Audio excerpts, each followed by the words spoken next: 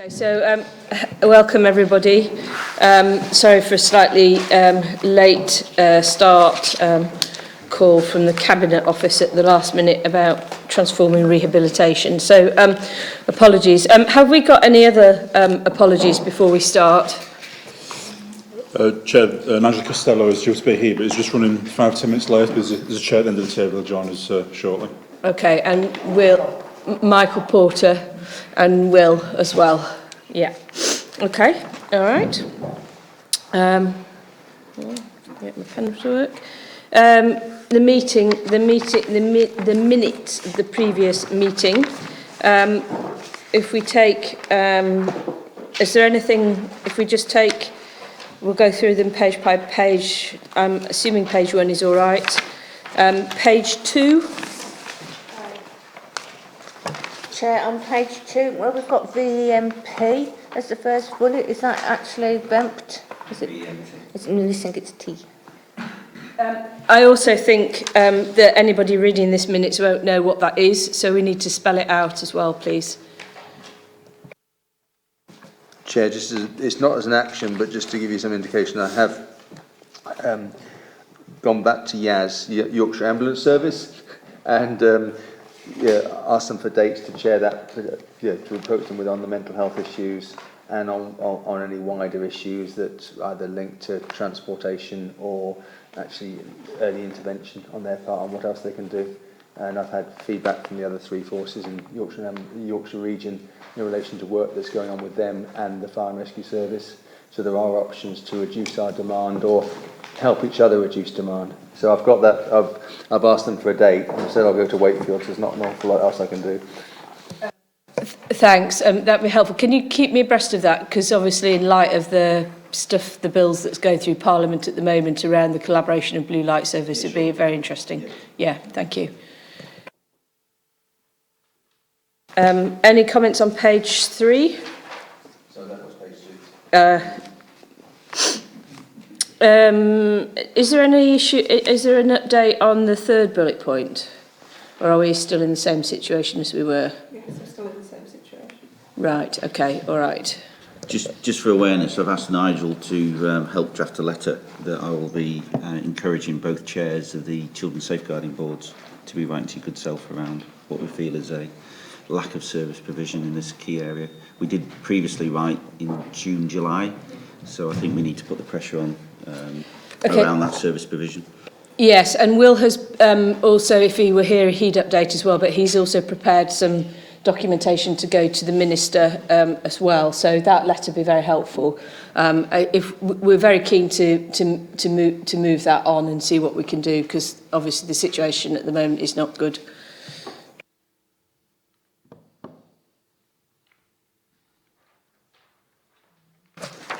Anything on page 4? Nope. Okay. And then we'll get on to the actions. We'll start with number 95. Is there anything to update on that? That's a Will thing. Yes, Chair, we do have a discussion to follow this meeting on a range of issues related to that, so it is progressing. So that's going to in the meeting that we've got after this meeting? Yes, a completely separate Right, discussion. fine. Okay, that's good. Right, we'll deal with those afterwards then. The Thrive evaluation is obviously on the agenda. The 101 evaluation is obviously on the agenda, so we'll come on to that. Anything else on page 6? 112, Chair. 112, I've got the name in relation to Michelle Carrington, who's the Deputy Chief Nurse for York, because this was about securing attendance at multi-agency safeguarding hubs and having health there. So I'm working with Michelle to try and address that issue in York, and then of course we've got the North Yorkshire issue to cover as well. So I thought if I get Michelle supporting that and actually getting someone in attendance. They are in attendance in many places in the country, so there's no reason why health should not be as part of a MASH here. Okay, thank you very much. Anything else? 113. I've got the York University Street Triage evaluation available, so we can make it available via your website or the Force website as we would like to. Great, that's good news. Thank you very much. I'll also feed that into the APCC because there's a standing group there that I think will be interested in that evaluation as well. So that's that dealt with. So item 3 is the forward planner. Has anybody got any comments on this? Maria, you've been doing some work around this meeting and how we might structure it, haven't you? Yes, Chair. Looking at how we format the meeting from April onwards next year, and had some ideas about how it might be structured, who might be required for attendance, etc. Taking that for discussion early in December with the executive group, and then we'll bring something back early in the new year for how it'll be formatted for the future.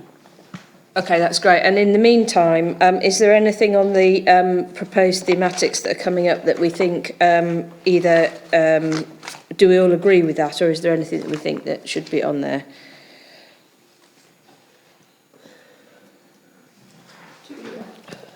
The buzz evaluation that we've done for the Victims Commission Services, if we could do something on that in January.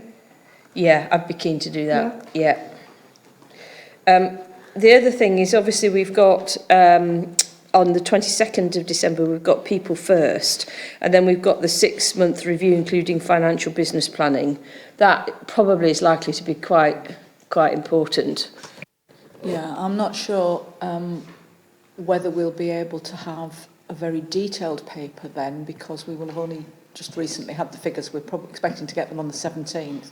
So we can probably have a summary up there and then move the detailed review to the following meeting.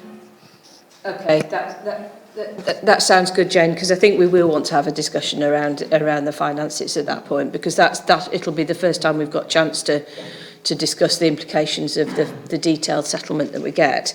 So do you want to move the detailed financial planning to January or February? I think we could probably move it to January. January, yeah. Yeah. And then if we could just leave on the December one, just a detail, some overall summary. Yeah. Okay. High level discussion. Okay. I think it's also important to realise that regardless of the settlement, there is ongoing savings plans anyway, which are part and parcel of what we need to do. So I think it's not so much that we're delaying any decisions around those, it's just that we won't have the full detail until January. No. We know it's going to be tens of millions. So. Okay, so then in the December meeting, then we'll have a high-level discussion around the settlement, and then we'll go through the affordability plan as to where we are with it. Yes. Yeah. Okay. Good. Well, Chair, would there be any other benefits of considering where from an SPR requirement in terms of a national requirement? I mean, we know it's changing in front of our eyes at the moment, both in terms of firearms requirements. That's only part of a bigger picture, but we might be able to consider what the latest updates are, because, as I said, we know we'll have to spend some more money in some of those areas, and it's just those priorities we might just be able to put out in line with what cash we've actually got. So that's the strategic policing requirement. Oh, yeah. I think that would be a good idea. Also, we've got the meeting in London on the 8th of December, haven't we? So we might have a sort of clearer direction of travel from the Home Secretary after that meeting as well. Okay. Anything else up until March? Nope. Okay. Great. Thank you. Welcome, Nigel. So now we've got the questions from the public.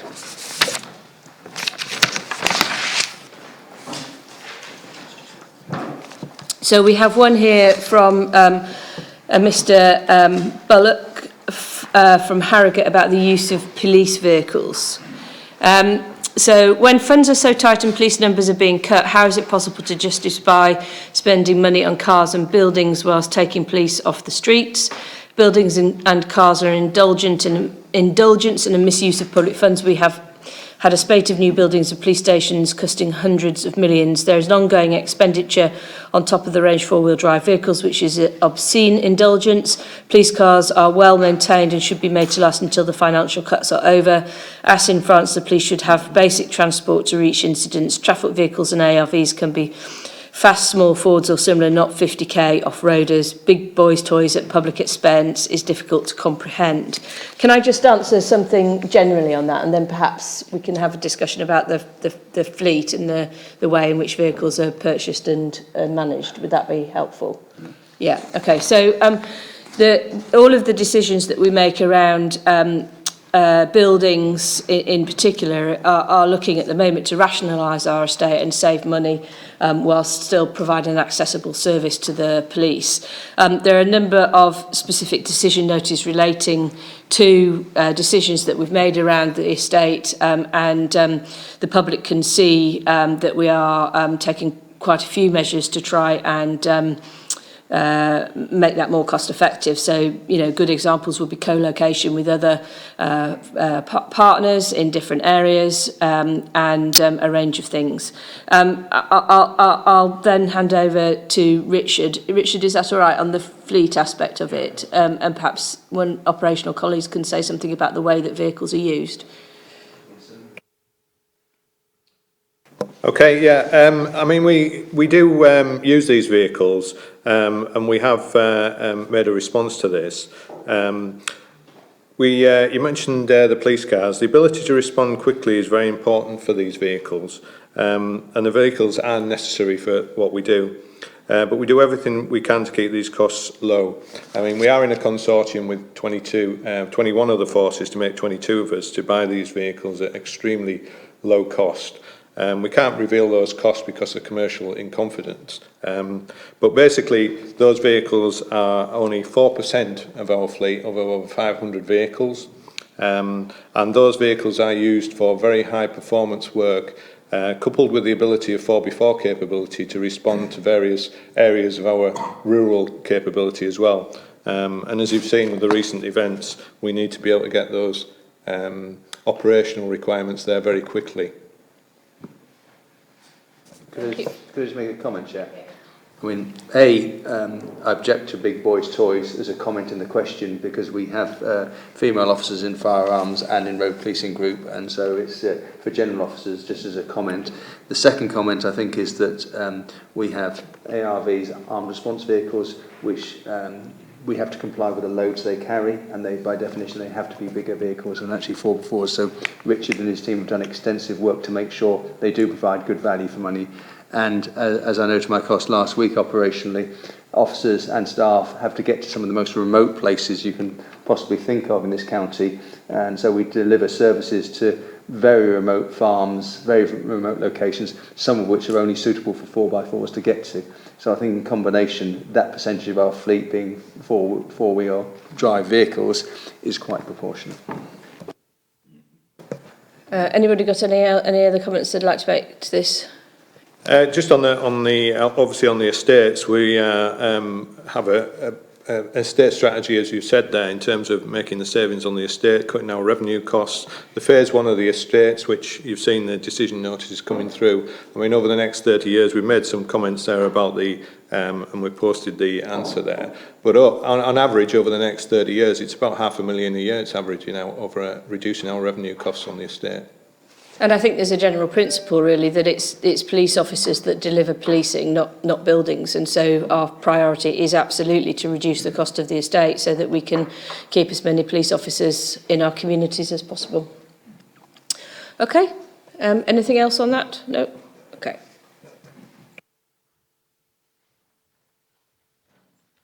Okay, so the next is substantive item is the ACC Kennedy. Paul, do you want to?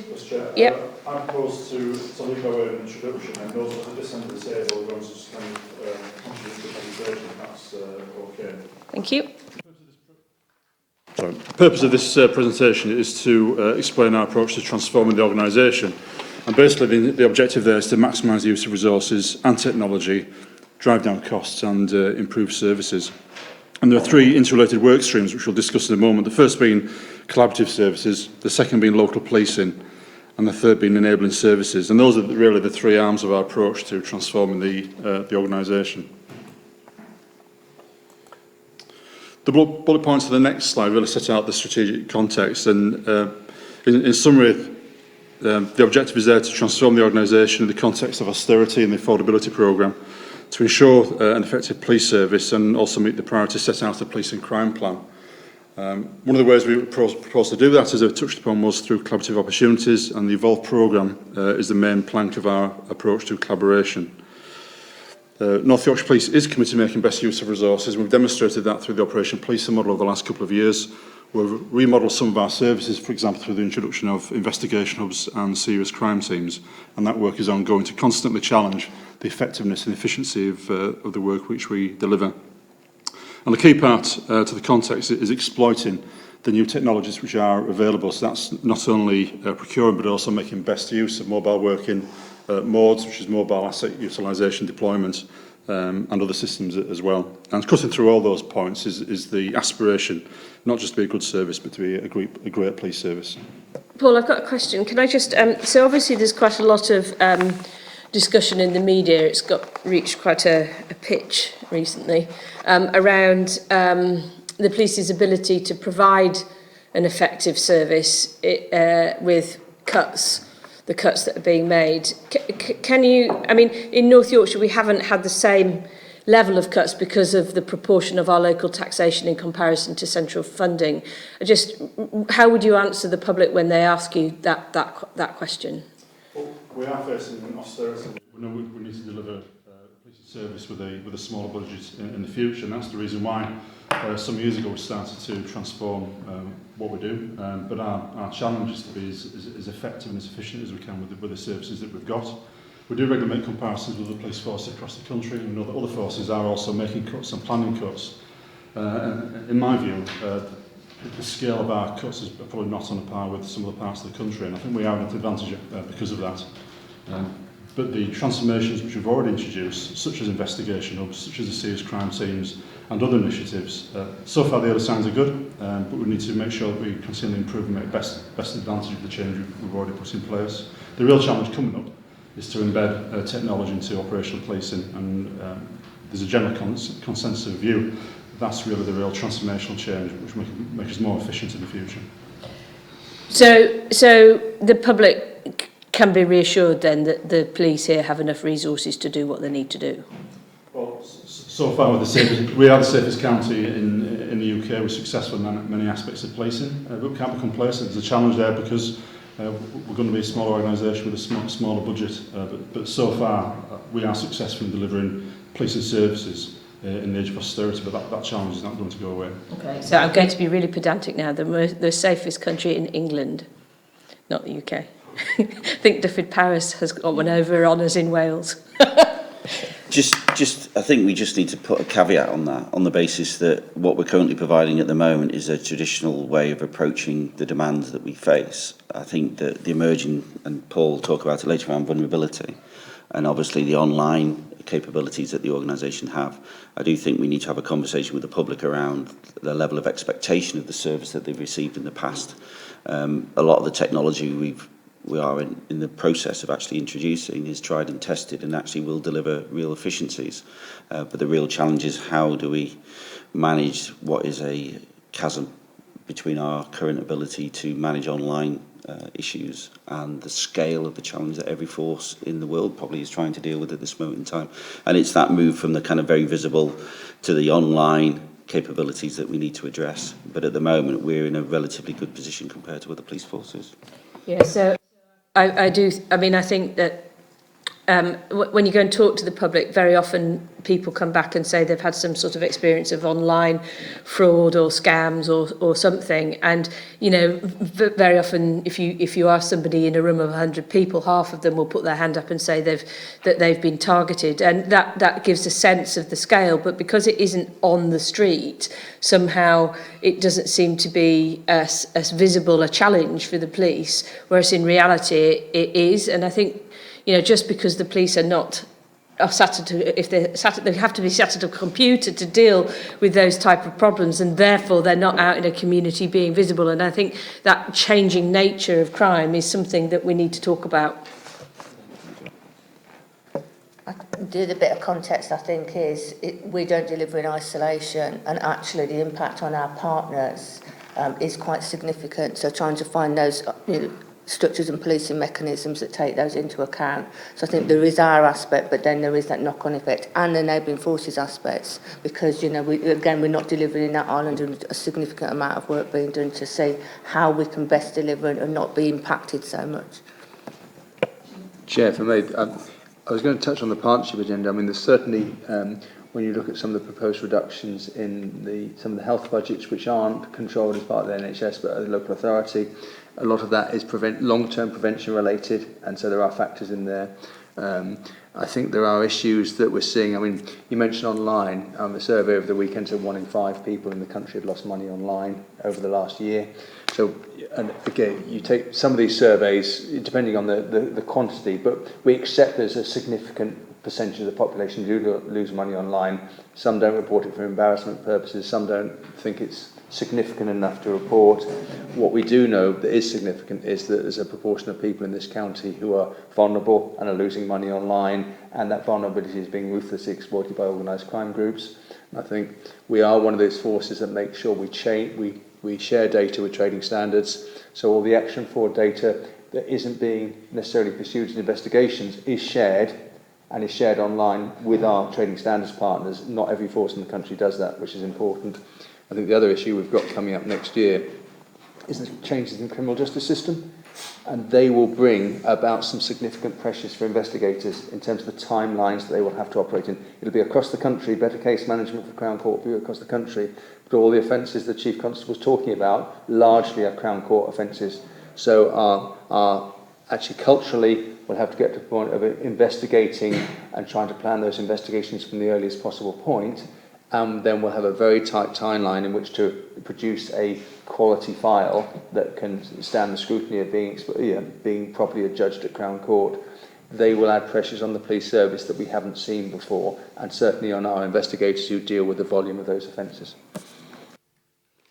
So I mean, that's obviously something that the local criminal justice board is looking at in quite a lot of detail.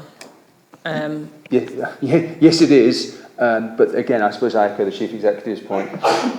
We have to act as one of a key number of partners in that, with both the Crown Prosecution Service, because they have deadlines to meet, and we know we're working with them because they're not meeting some of those deadlines at the moment, and we need to get in a position where they do. They've got an action plan to try and address that, but also the courts, probation, they all have to work in sync, because what we want is to make sure that where we have anticipated guilty pleas, they're dealt with as efficiently as possible, so it's not taking up further officer time, going to court unnecessarily, or we're not building cases unnecessarily, which we are currently doing, and we're not alone in that. So we need to make that process far more efficient. So yes, it is I would say it's the two areas that are priority are transforming summary justice for Magistrates Court and better case management for Crown Court. But the pressure really will be on that Crown Court process because the timelines will be so tight. So Tim, just thinking about how we make sure that that everybody's doing what they're doing. I mean, that's principally through the LCJB, isn't it? Yes, it is, and we've had reviews, for example, early reviews of transforming summary justice, I've asked some more questions as chair why in certain parts of the county, and particularly in York, we're not hitting the targets in relation to that. And when we say targets have gone out of policing, there are some targets around how many cases we progress through what's called gap courts, which are guilty anticipated plea courts, and non-gap courts, which are non-guilty. And the balance really for policing is to make sure we get early pleas, appropriate early pleas, people being defended appropriately through the defence mechanism, and we deal with that as effectively, as efficiently as possible. My challenge as chair was, why have we got a variation across the county, and why have we got an issue at York where that proportion isn't as it should be and is slightly out of kilter? So I've asked the questions last Friday, and Jenny was there as well when I asked those questions. what is it? And one of the solutions that potentially I will be putting forward to the Chief is we might go and spend a day in the York Magistrates Court with a number of our inspection staff, because obviously the issue for us is we commit an awful lot of resource, quite rightly. We're a key partner. I want to understand why this system isn't working as it should do. But again, it's something I'll discuss with my senior colleagues to go through that. Okay, so I'm just thinking about whether it's necessary to bring that back to this forum. Yes, it is at some point. What I'd ask is I get the accurate data, because, again, one of the things is the data which was produced was an early assessment of the Transforming Summary Justice data which is available to the staff linked to the local criminal justice board. That's not been published yet, and I want to understand the accuracy of that data.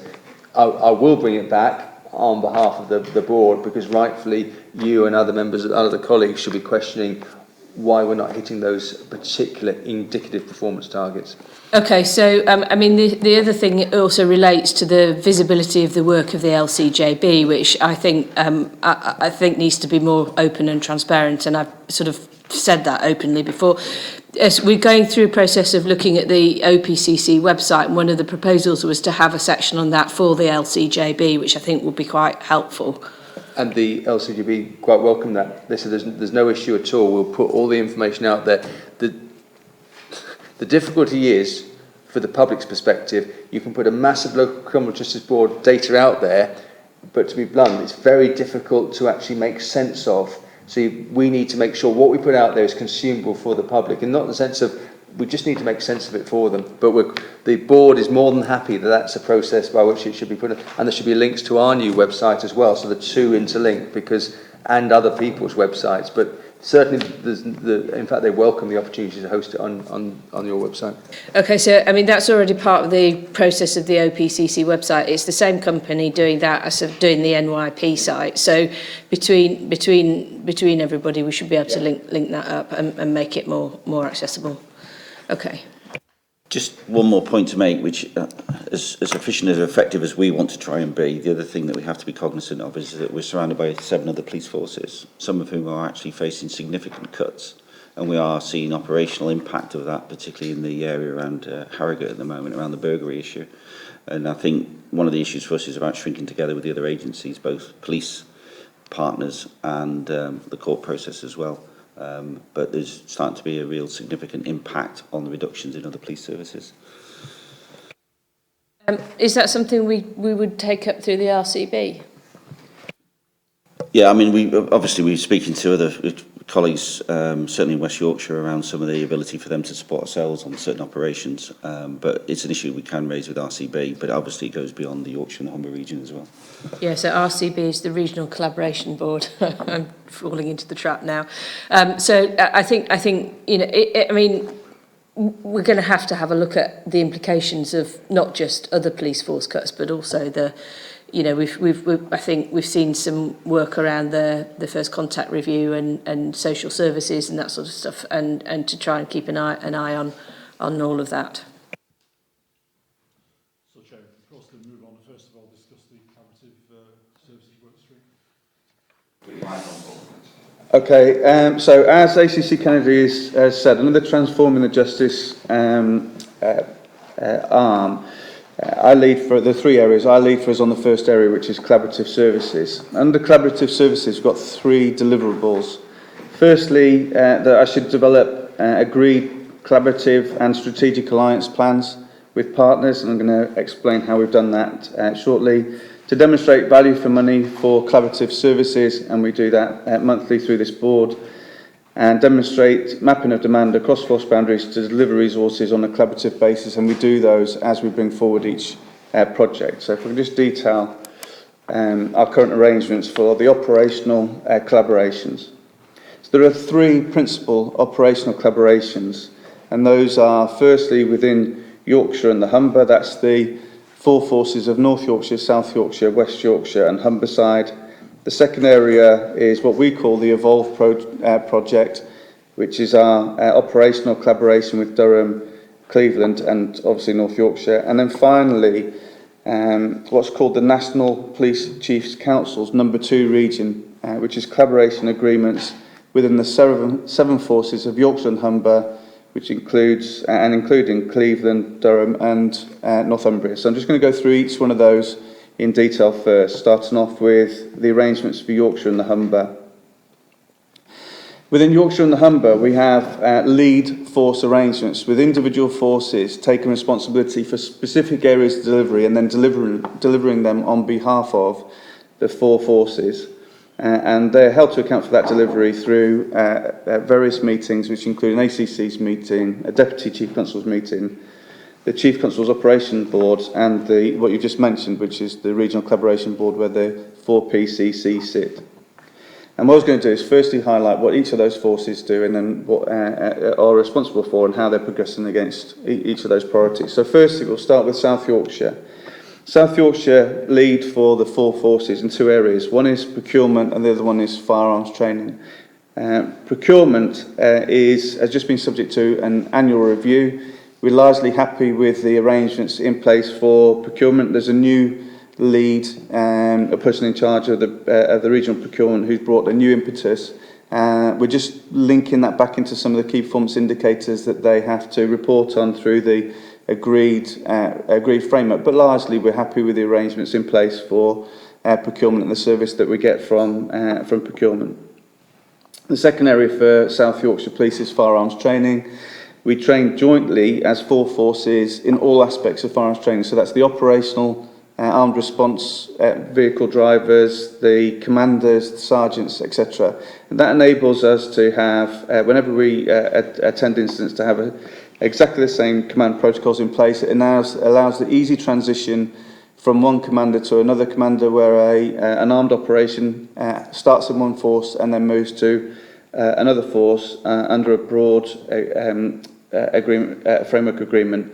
That works well for us. It works well both operationally and for the training of officers. It's supported by a really good administrative system called Chronicle. So again, largely we are very happy with the arrangements within South Yorkshire for both procurement and firearms training. West Yorkshire leads on scientific... Ken, can I stop you there? Just in terms of the currency of that comment. I think it's worth noting for the minute that actually what we've also done in the region is train collaboratively in relation to some of the current severe threats that firearms. So over the last couple of years, as part of the region, we've looked at our response, not just as a force, but as part of a four-force and a wider structure. So that training and all that information has been shared to make sure that commanders and staff are all brought up to a level where they understand what the current best practice is. Sorry, Ken. Yeah, just to pick up on the procurement issue, previously the RCB, the regional board, put challenges in for a lot of these service areas to make savings. And savings were made in various aspects of these budgets. For the procurement aspect, what we challenged them to do was to go back and say, actually, is there more merit in undertaking further work to actually get savings out of our procurement contracts? Now, there is a report, an initial update report coming back to members of that board later this week.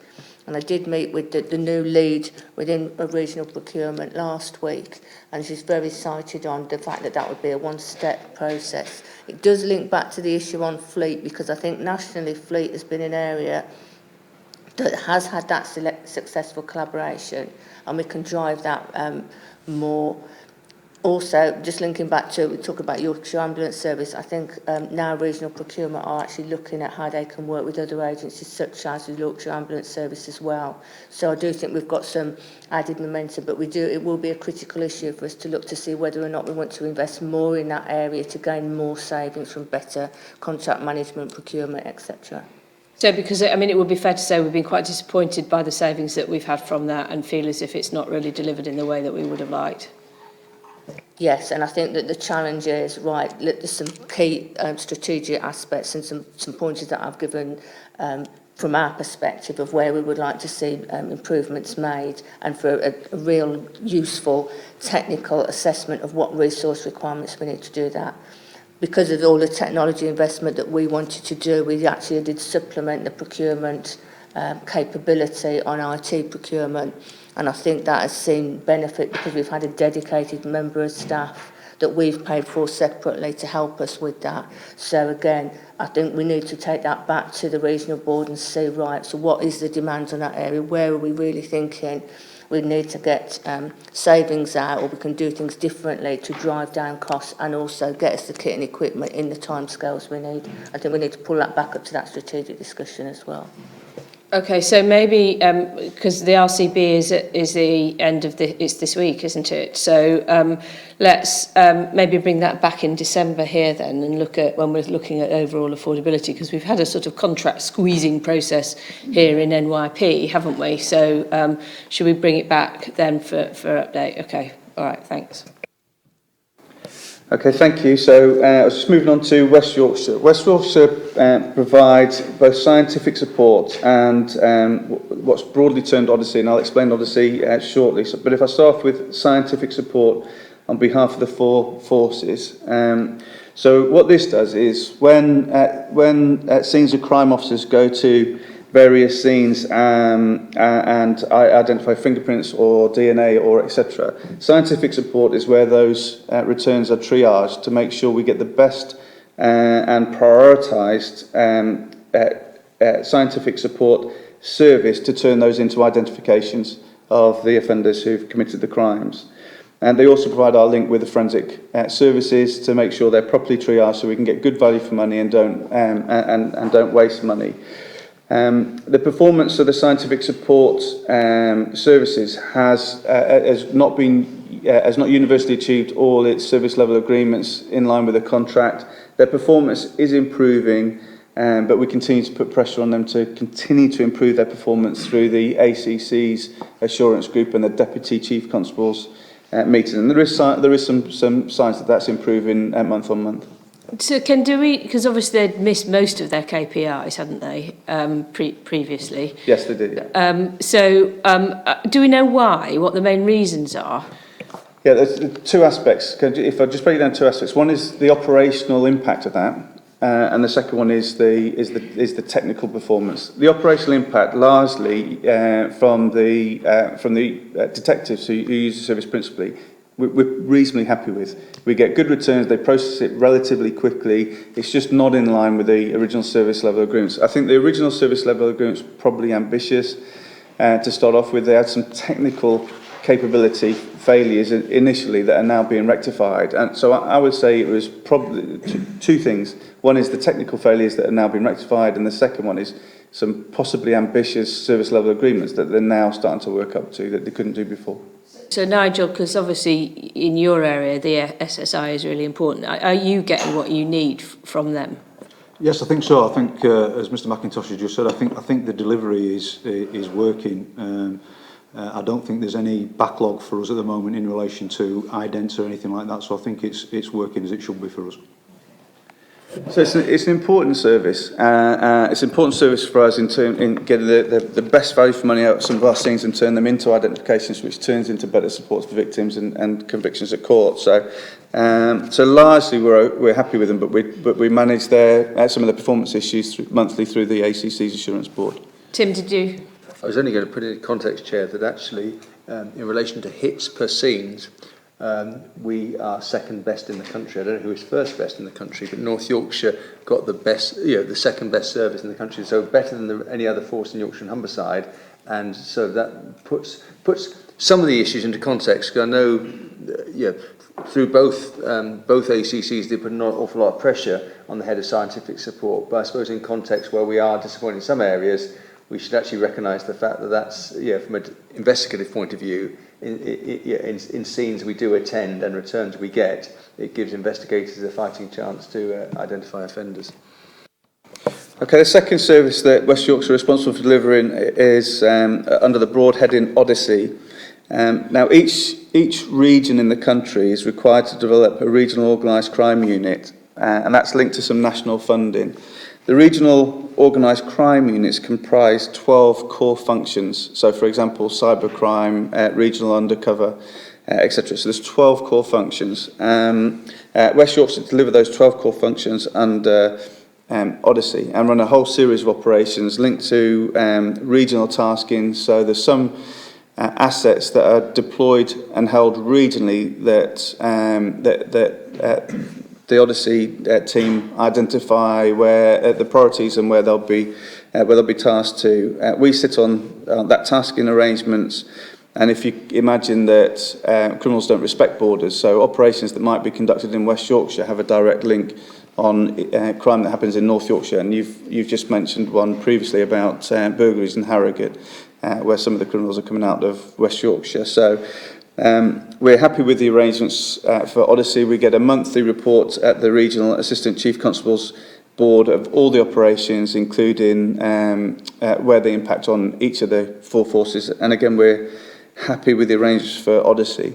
Now, West Yorkshire have come forward with a proposal which they've called Odyssey Plus, which is some additional capabilities beyond the 12 core capabilities that they wish to develop. At the moment, North Yorkshire's position is we're interested in what they're doing, but we're not participating in it at this time for the reason because we're in the areas they're looking to develop. We're already in conversations with Cleveland and Durham, and so. But for West Yorkshire's delivery, we're like I say, we're happy with.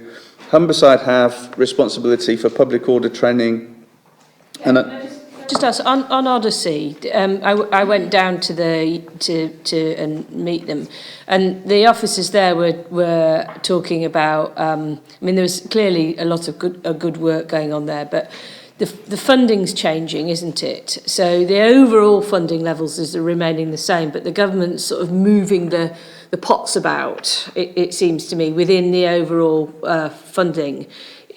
What implications do we feel in North Yorkshire how that will affect us? Because certainly the officers in that team were feeling that it would have some implications. Yeah, we don't know the full results of the funding distribution, but the funding is distributed on the basis of a national strategic threat and risk assessment. So at the moment, the National Strategic Threat and Risk Assessment indicates that the priorities for money need to go elsewhere in the country. We get to work through what the implications are for Odyssey or for what we might have to put into that going forward. We don't know the detail on that yet. So we need to watch this space then and find out how the final settlement, because that's the detail that we don't know about or won't know about for a while. Yeah, and that'll come through the ACC's assurance report. Yeah. Okay. Sorry, I thought the overall amount that was going to the Rockaroos had actually dropped. Sorry, I missed that, sorry. The amount has actually dropped, the global figure. It has to the Rockaroos, but the overall money that the government has across the piece for that, which is about £580 million, has remained the same, but they're carving the pie up differently, aren't they? Yes, they are. And so what has actually come back into this region has reduced because some more of it has been retained centrally. For example, the asset confiscation has been dealt with. A lot of it has been retained centrally. There's been more funding that I think has been put to HMRC, for example. So, yes, our overall envelope, as it's referred to, is the same amount. But of that, some of it is taken off before it's then carved up between the different regions, and it's then carved up between the different regions based on that threat, risk and harm. But we need to see, especially with the recent events, if there's any change on that. But that's the concern, isn't it? Because what the officers were saying is that they obviously have to work with a range of different partners, and that they were concerned that the discrepancies in funding was going to make that working arrangements that they have with the different partners more difficult. But the answer is there's less money for the regional organised crime unit. Yeah. And for this year, that's actually been managed locally, so there's been no reduction. So that's been contributed to by the forces that are affected. Yes, because we topped it up, didn't we? Yeah. Okay, thank you. Humberside have responsibility for public order training and underwater search, and similar to firearms training, that's just about a coordination of training to make sure that we can, at all levels, we're able to train together. That has real operational benefits when we actually have to attend incidents where officers are used to working with each other. The commanders are used to working with different teams, and it just makes it more seamless, and we do this regularly. There's an EDL protest over the weekend. We've got one this coming weekend, and they're using resources from around the region that are used to working together. underwater search is perhaps a good example, which Humberside lead for us on, of where there are services that are available to us that we don't have to have and pay for ourselves, but can draw down on them as and when we need it. So that represents good value for money for us, and we get a good service from the underwater search team. And North Yorkshire has responsibility for chemical, biological, radiological and nuclear response to terrorist-related incidents, and also disaster victim identification, which, as it suggests, is the identification of victims when there's been significant incidents either in this country or elsewhere. And I lead on our behalf for the development of those two projects. Those projects are actually, we've run those across the 7 forces within the Yorkshire and Humber and the North East region. We now have a legal framework for that work agreed. We're developing the specific legal framework for each one of those 2 distinct services.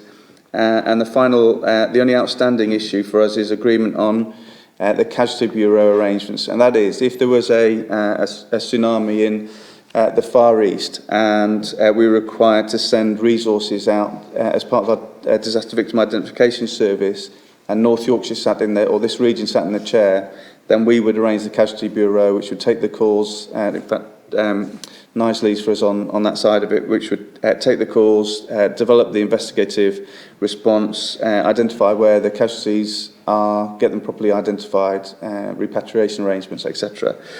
And so the only outstanding issue is the decision in relation to the Casualty Bureau. Otherwise, the projects are running on time, represent quite a significant saving for us overall in terms of total committed resources, and also in equipment, and supports our responsibilities both as a force and as a broader region in relation to the strategic policing requirement which you mentioned earlier.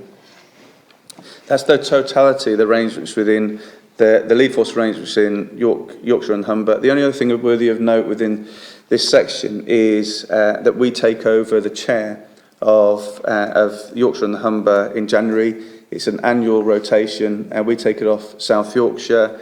I'm leading on the arrangements for the transition. We're going to start the transition with a review and strategic direction, just where we are and what we want to achieve within the year that we sit in the chair, and that will go to the Chief Constable's Operational Board in January, and then confirmed at the Regional Collaboration Board with the PCCs in February. Evolve, which is our project and development with Cleveland and Durham, is when we embarked on this initiative, we did so because they are 2 very similar sized forces to us. Makes it a lot easier to work with where we're all virtually the same size. In fact, we're slightly bigger than the other 2 forces now, but it makes it an easy arrangement. And so we decided some time ago that we would look to see what we could do together, principally in those areas that sits outside of local policing, and that's not neighbourhood policing. That's local policing that's properly local, and includes things like, in the local policing element, would include things like our responsibilities for protecting the most vulnerable. That still sits locally because that is relevant to the communities. So we've divided up all the other things that were in scope and prioritised those, and the priorities are, and I'll give you some updates on. The first one is in relation to a shared dog section. We had approval from that last month for an integrated dog section across 3 forces, where they're still deployed locally but managed centrally. And we now move into the implementation of those decisions, and as you know, that gives us greater access to a broader range of specialist dogs across a longer time frame, and provides good value for money for us as an organisation, and Cleveland and Durham as well.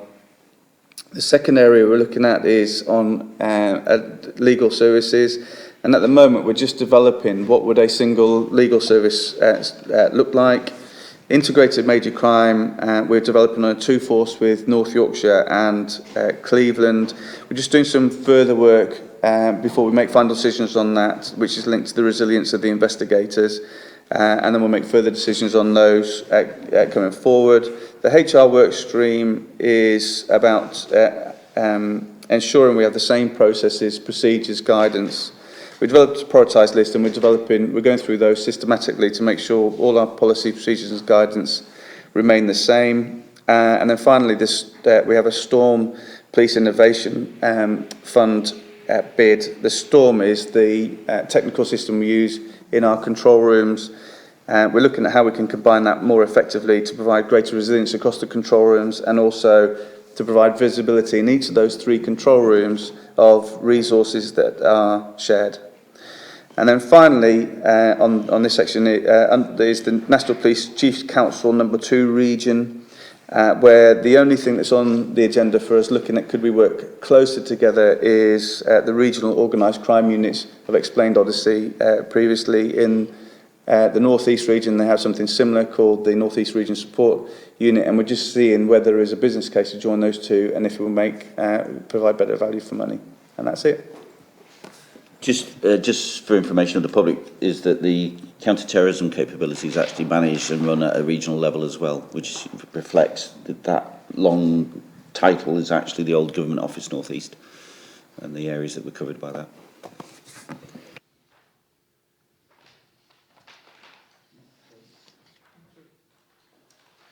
I suppose the other one I would just throw in there as well is obviously we're awaiting the government's legislation on the police complaint system, and once that's available and we know where they're heading with it, we'll then look at PSD as well. Professional Standards Department. Okay, moving on, the second area of Priority 5 is the local policing model, and the deliverables in respect of this are improvement in demand reduction through implementation of a productivity and demand reduction plan, effective mapping of local policing resources against predicted future demand, and improvement in productivity through the implementation of the productivity and demand reduction plans for the force. North Yorkshire were fairly ahead of the game nationally in completing a piece of research by the Futures Directorate in 2012, which was quite a comprehensive piece of work and a report that talked about reactive, preventative and perceived demand and productivity. And out of that was born a piece of work to look more closely at how we assess demand within the organisation. So the supporting projects and areas that we're looking at in respect of this priority, first of all, in respect of operational policing model, the demand work that came out of that early research informed and helped the research around what the local policing model would look like. That piece of work was presented to Executive Board last year, and majority of areas have been implemented since that time, and some are still ongoing. That's aligned our resources to where the demand profiling for our calls for service indicated we're most at need, and has created teams to ensure a more effective and efficient use of those local resources in delivering a service. We've also implemented a Thrive model that relates to, or the acronym stands for, Threat, Harm, Risk, Investigation, Vulnerability and Engagement. So this was a methodology that was brought over, first trialled by Staffordshire Police and evaluated by them, of delivering, again, a more productive service with the resources that we have in delivering a service to the public. So that methodology has been implemented in North Yorkshire. There is a service desk of dedicated, trained individuals who can provide the right level of service to calls for service, where we don't need to send necessarily a policing resource out to a member of the public in that instance, and again has created some capacity for us and a better use of those resources in delivering a service. The Neighbourhood Policing Review, which has been undertaken by the Partnerships unit, has used a lot of national research on productive use of neighbourhood policing units, multi-agency approach to problem solving, using best practice, and also using College of Policing What Works information. And that piece of work is ongoing. There's a report that's been circulated in draft format to consider how neighbourhood policing might be best delivered out to our communities for further discussion, I believe, through the governance processes and through the Executive Board. Business Admin Services, which is BAS Review, Again, a lot of research and data has been used by the team undertaking that review. Can I just say, because nobody knows what business admin services is, it's front counters, it's the people who provide a service when you walk in the door of a police station, essentially. Thank you. Yes, the business admin services relate to 4 areas of business, including front counters, but also delivers some elements of back office support. And again, making the most effective use of those back office support, secretariat, administrative support, and also links to typing services that support criminal justice processes. Making sure we use those resources effectively, again, releases officer and staff time back out to delivering a service in the community by using those resources effectively. Again, a piece of work ongoing with a lot of data and empirical evidence that sits behind it to inform where we need to best put our resources and gain the best value for money in delivering those services. That, again, is going through the governance process through Executive Board.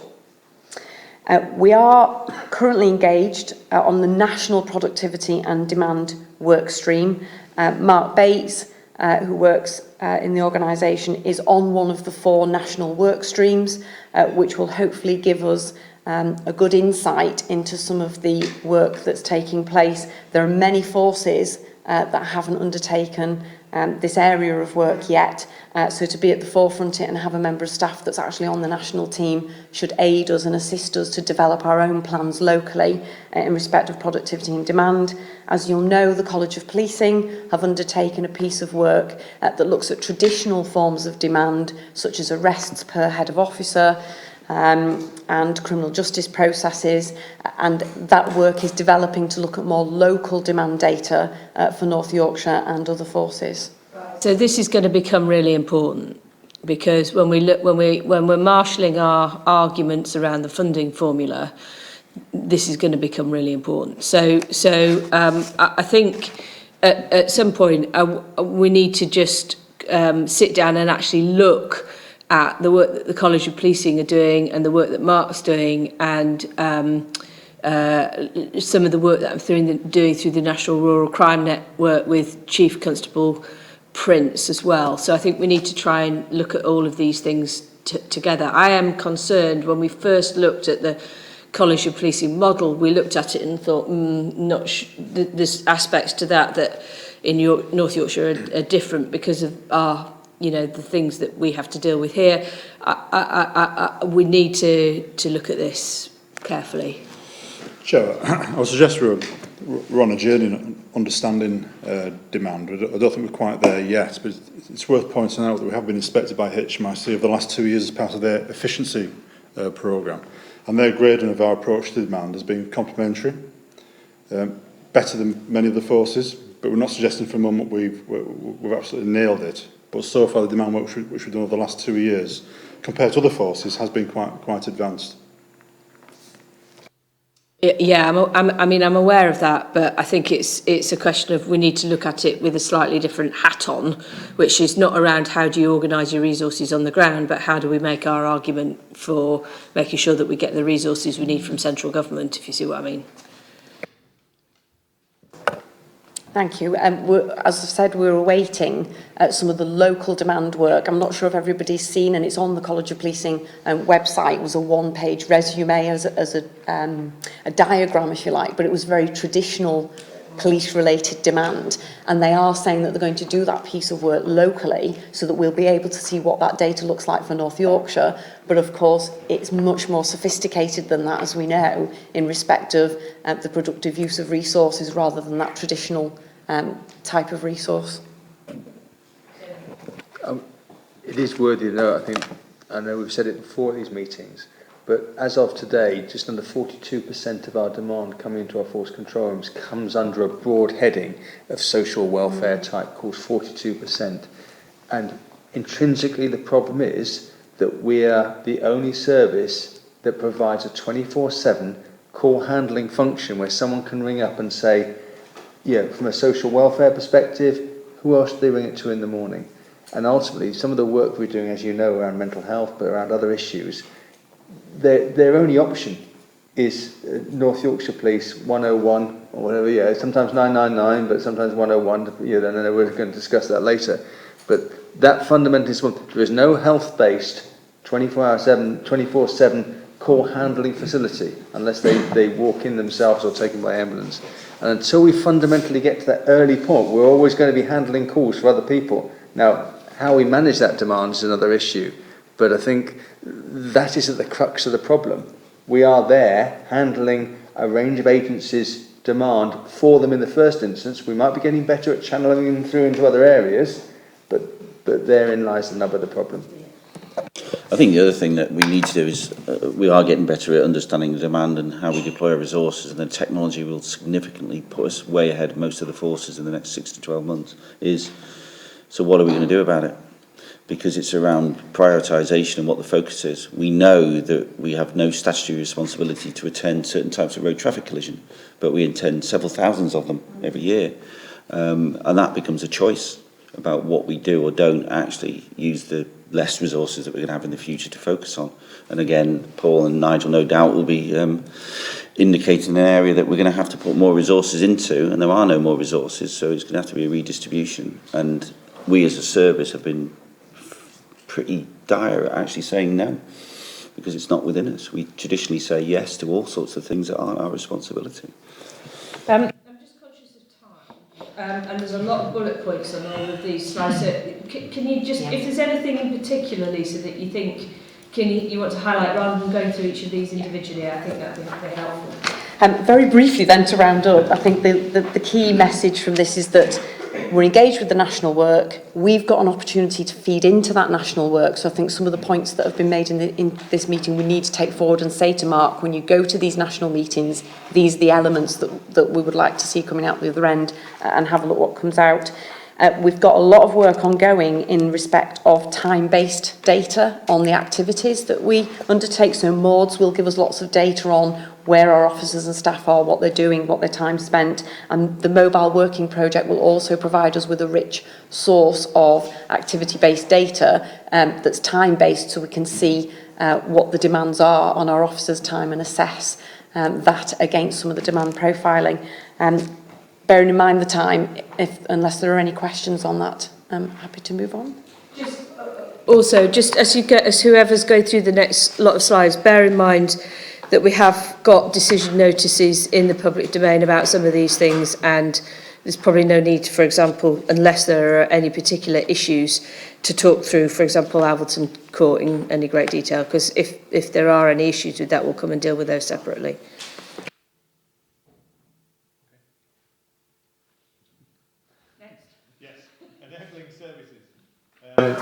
Enabling services. We obviously have a number of projects that are supporting all that we've just been talking about for the last 10 or 15 minutes. And those services go through a number of projects. So I'll just whip through them and tell you the highlights of where we are complete and where we're not complete, if that's okay. Yes, I suppose it's if there are any issues, as opposed to... I don't think there are any issues. You've got a full list there of what's going. Most of the bullet points that you see are complete. We either have work in progress with a decision notice that's been approved, or the work is complete, and you've got a list there of all the estates and ICT strategy that support it, and then on the last slide we have how these projects support Enable with the reduced estate running costs, maximising the use of the estate, increased asset utilisation, increased productivity, and making it more sustainable for the future.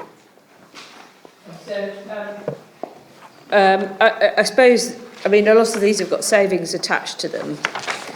The question really for me is, are we on track to deliver the savings that we need to deliver through the programme that we've got here, rather than the detail of the individual projects which we can look at outside of this meeting? I mean, there's been some small slippages in some of the projects in terms of procurement, etc., but overall we're pretty much on track for that. The estate strategy is still on track. The ICT strategy is still on track. We've got the MORDS working mobile asset utilisation deployment system coming on stream, and we've got the operational mobile working, which is coming on stream next year as well. Okay, so I suppose my my focus really is more on the IT side of things as opposed to the estate side of things, because that's where we've got some pinches in resource issues and all the rest. Could I just chip in there, Chair? Today, actually, Origin, which is one of those programmes of work that we've been investing in relation to staff and the making sure that we've got an up-to-date HR system that allows us to, for example, tell which skill sets we've got on duty at any 1 second or any 1 minute during the working day, has gone live to time.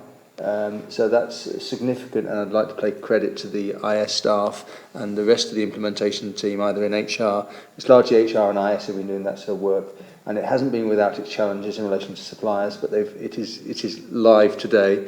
And secondly, a major one for the service as a whole, but for North Yorkshire Police, is the public service process, which is PSMP, which is the network to make sure that we can share information across a whole range of systems.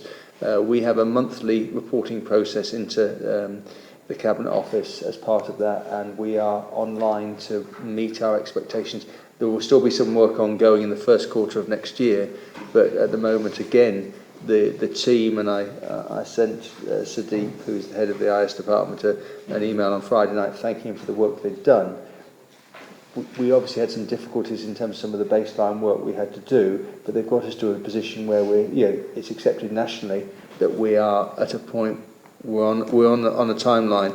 I know you said earlier we often scrutinise those things which are problematic. Those are two areas which are significant for the organisation, both largely IT based, but one working in partnership with HR. Well, I think both teams deserve some credit.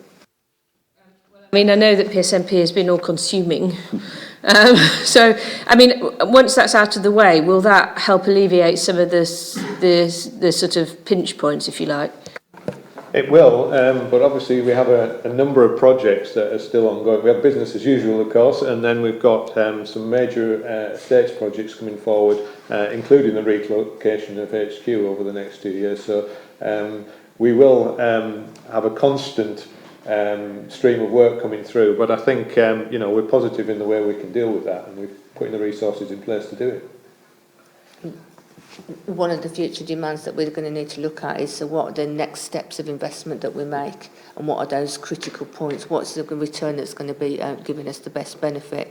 I mean, certainly the ones that we know that are in train now to mobilise is around the whole information security and information management areas of work, which will supplement and complement, hopefully, the work we need to do about digital and different ways of actually contacting us and getting automation and systems through. But that in itself is a significant bit of work. And the other one that we're assessing as well is the whole Go Digital courts, which I know isn't the right terminology, but I think we'll make it clear that there's a completely different way of working through that, and that will be a significant amount of time and resource as well. So those are three that we really know about as work streams to be enabling.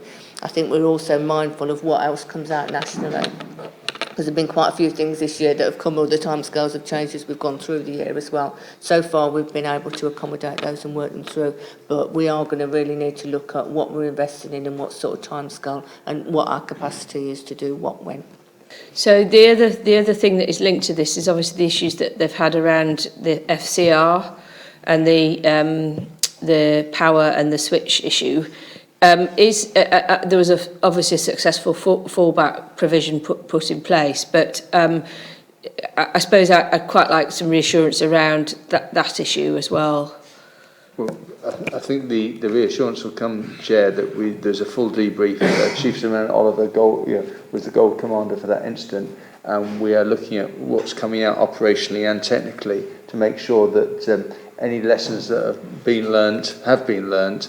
And I think Chief Superintendent Oliver, to her credit, put in a series of short notice issues that addressed the need to meet the priority, which was our ability to answer 999 calls, and so that was put in place in short notice. But I think there are some issues we need to learn. I think we need to make sure we pick those up. So I think that. Sorry, Tim. It's also particularly pertinent as we're looking for around the fallback position and what we actually develop and how much money we spend on it as well.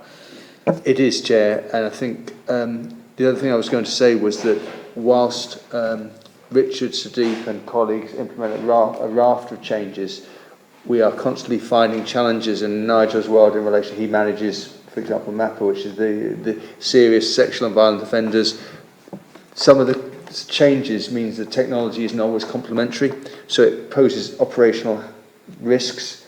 And so what we have to do, and the IS department have to do, is very quickly, particularly when it's a high-risk area like that they manage so successfully, is adapt and put extra resources in, because we know we cannot allow that to run ineffectively. So even though they may look like seamless changes, we are constantly coming up against those sort of, they're not irritants, but they're unforeseen, because it's, some go through normally, just some cause other problems. So I think they're the sort of pressures that come on the IS department and operational colleagues when we make those changes. But if we don't make the upgrades, as we've learned from years past where we haven't made the right investment, we fall further behind. This is getting us into the right level.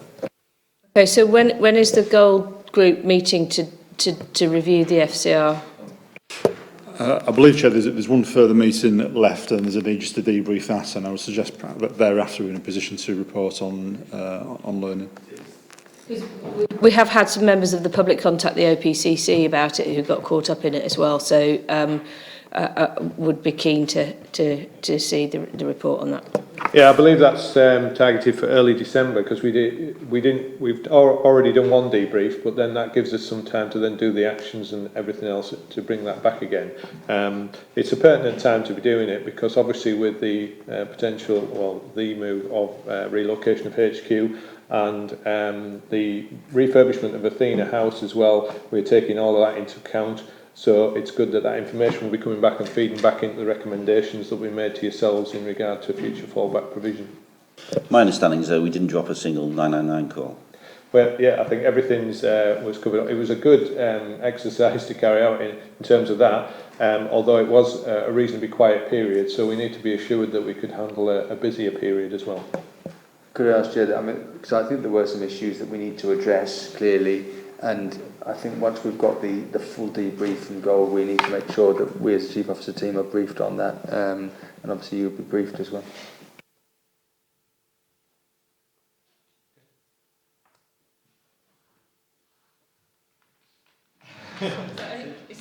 Well, I've been through the bullet points, and as I said, when we get to the last slide, that was basically making sure that all those projects support all of that, and that support in turn the financial savings that we need to make, but also, as the Chief Executive said, we need to make sure what is the next thing. Everything we're doing at the moment is making sure that we can ensure that the operation has that support, but everything we do now has some element of ICT or estate, so obviously we've got to keep that momentum going. Okay, so there's, obviously there's a very long list here, and it's a huge amount of work, and I recognise that. There are one or two things that I'll pick up separately outside of this meeting, because we don't have time to deal with them now. And I've seen this sort of huge Gantt chart of all of the projects that you've got. So, yeah. But there's one or two things I think that I just want to ask a few questions about, which we'll do separately, if that's all right. That's fine, yeah. Okay. Thank you. Paul, is it your... I believe so, Chair. Yeah. I propose to give a verbal summary of the crime performance data and performance around antisocial behaviour, and leave you then to probe and ask questions, Chair, if that's okay.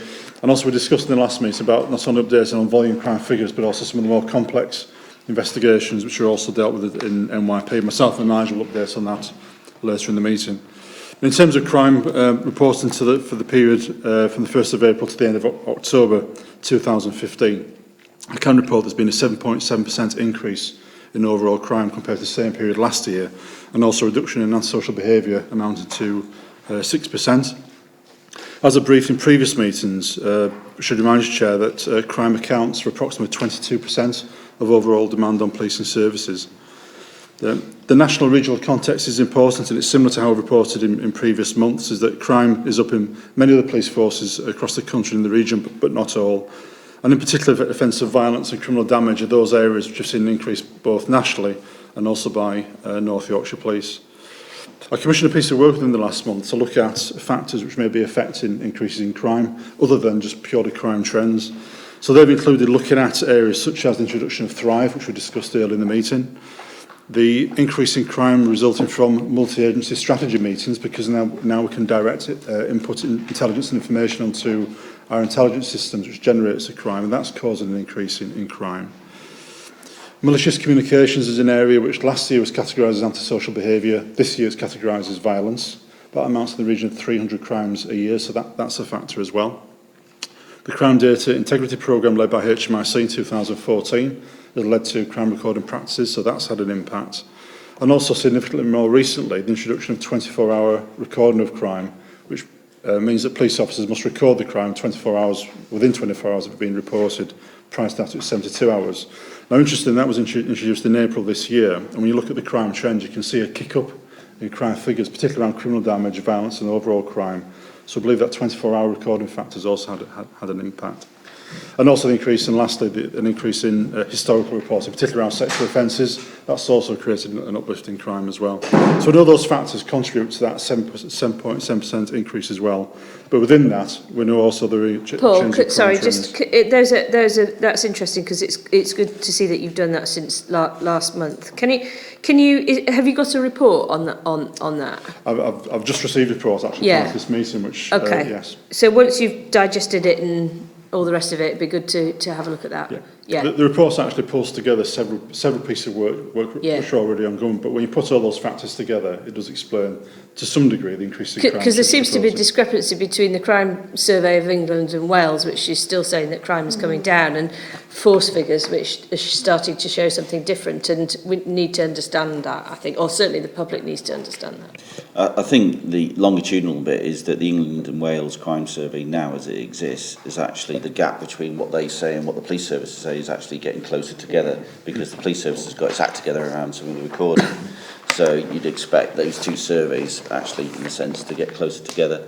The other thing is that we do need to try and avoid binary comparisons, because from a performance management perspective, they're as useless as chocolate fireguard to some degree, because we need to look at the longitudinal outcomes that we're seeking to achieve, rather than what can be. As we know, you can be skewed by one person doing criminal damage on 23 vehicles one evening. If I may move on to comments on some of the crime trends which have featured during the course of October, and also last month you asked me to update more on some of the police activity we've got in response to that. So for that reason, in the crime performance slides we've circulated, there's a one-page document which sets out some of the operations which we've got in place. But just in brief summary, I'll touch on the most pertinent.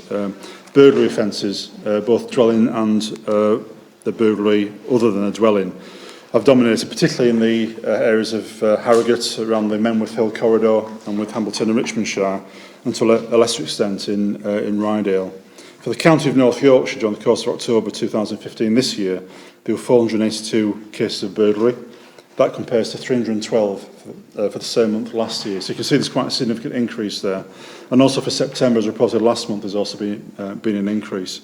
So as a result of that, we instigated Operation RAT, which is a protracted investigation including a whole range of policing units and policing teams, also utilising our investments in automatic number plate recognition and the deployment of our specialised roads crime teams to intercept those people who are crossing the borders of North Yorkshire Police, mainly from West Yorkshire into the Harrogate area, Hamilton and Richmondshire, committing those burglaries. So far, there's been over 20 arrests have been made, and we expect more arrests to take place in the coming months. Clearly, I'll report next month in the month of November, but I can report that so far, in the course of November, that trend has tailored off, but the operation is still ongoing. Operation Shroud is the police investigation for the Hambleton and Richmondshire area, and that consists of proactive tactics and some targeted patrols. Operation Shudder is the policing operation to cover the Rydale area. That consists of stop checks and looking at the borders, particularly with South Yorkshire. And just by way of an example, on the 26th of October, a vehicle was seen driving erratically on the A171. It was stopped by a police car. 2 people arrested, and one of those people was a person from West Yorkshire who was wanted for 5 burglaries, and both those people were dealt with. On the day after that, on the 27th of October, another car was stopped. It was driving erratically. It was an offender from Cleveland. He was arrested for drugs and had possession of several car keys. On another occasion, one person was arrested, and that led to the detection of 13 burglaries. So you can see from that during the course of October we've had a particular demand, a threat from a burglary, particularly cross-border burglary linked to West Yorkshire, but an ongoing successful operation to counter that. Criminal damage has increased. We often find that the increase in criminal damage are linked to spates of perhaps tyres being slashed, wing mirrors of cars being knocked off, and that often causes a surge in burglary reports. Of note is Operation Ambience in the Castle and North Bay wards of Scarborough. That's seen an increase in antisocial behaviour and criminal damage in that area, and that's led to targeted patrols and a multi-agency response, which so far has proved to be successful. Those are just the highlights of the most pertinent parts of the changes in crime trends. If there's anything you want to ask me on that, Chair. Satisfaction is referenced also in the performance documents. You can see, based on the victim satisfaction data for North Yorkshire, we're performing quite strongly. But as I've reported in previous months, we have seen a dip in victim satisfaction for those people reporting car crime. We believe that's linked to the use of Thrive, and that's something which we're looking at closely. In fact, in the next month, we're going to do a 24-hour dip sample of cases which come into our force control room, so we can see the impact on Thrive, and particularly the impact of victim satisfaction on all types of crime, including vehicle crime. Lastly, in the background of those volume crime operations, you can also report there's a number of major crime investigations ongoing, as I reported last month. And when we come to a future agenda item in this meeting, we'll discuss our approach to the child sexual exploitation and some of the activities within our serious crime teams. That's all from me, Chair. Thank you, Paul.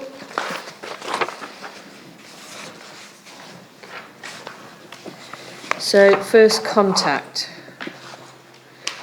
We don't have Will here. I'm assuming that people have read the report. So, I suppose the question is, how are we going to deal with its findings, and over what time period, and what do we need to do to try and tackle some of the key issues highlighted? I don't propose to go through the document if people have read it and seen it.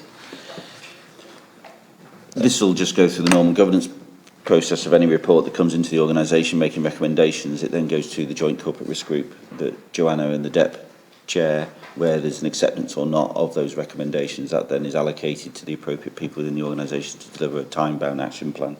And I think it's probably Amanda and Lisa linking in with IT and various other people around some of these projects. Right, so I mean, it raises some big fundamental questions around things like the awareness of the 101 number. I think that links also in with Louise and some of the work that she does as well. So when I mean, that's quite a complicated process, and what we need to do is sort of see what emerges out of that as quickly as we can, really, whilst being able to think about it properly. Yes, I think we do. I think that the one big strategic discussion point is the one that we touched on earlier, which is 24-hour emergency services. The police are the ones who pick up the calls, and you know that isn't one that we're going to be dealing with in a short period of time, but might be something that we need to pick up because there is a national 101 review on, and we need to see what that is saying as well. And I've pulled out some key strands from this. Some of them we've already got work streams ongoing, so we can make sure that they're identified into the right areas of business. So there's the vulnerability assessment up front and identification of vulnerable groups, and I think that links back then into the hate crime report and some of the other findings, so we need to link that. There is that awareness and comms of the 101 overall. There's some technical issues I think we can look at, see about options 2 and various other ones as automation. So I think we can work things through, and we'll also be able to have some discussions around. I know some of the forces, for example, have got volunteers who are engaging with people who are repeat callers and seeing how we can support things in a different way. So if I take away to work with Lisa, and we'll have a look at how we build this into that corporate governance process that the Chief's mentioned. Okay, so I mean, this is the topic that just comes up again and again and again from the members of public point of view. So I think we do need to be clear around what we're going to do and how we're going to do it. I mean, there was an additional piece of work that was suggested by the report, which was around the spike on Fridays and all of the rest of it. So I understand that work is now ongoing. Yeah, I think there's several elements of this have already been picked up by Chief Superintendent Oliver in respect of FCR and some research on the Friday afternoon spike, multi-agency work and some of the other elements in terms of call handling. Okay, and then I think, I mean, I've had some discussions with Louise around the awareness issue and what we do about that. I mean, obviously we don't have, you know, thousands of pounds to spend on an advertising campaign, but I think we need to sort of think about how we deal with that issue. The national issue, the national procurement is quite limited in what it's trying to do, and I don't think we should hold our breath for anything major coming out of that. The only thing I think that might come out of it is some money to market the 101 number. So the contract that will probably end up in the contract. But I don't think it'll be a vast amount of money. It'll be more about, I think, there being production of materials, if you like, to promote it, but not necessarily the money to promote it in local areas. That'll be down to the local areas, I think. So I don't think we should hold our breath. And in any event, Jane Larkin is involved in that as well, isn't she? But the national bit is quite limited in what it does. The majority of the service is locally delivered. Yeah. Okay. All right. So can I request then that we see something back in perhaps February, March time? Yeah. Yeah. Okay.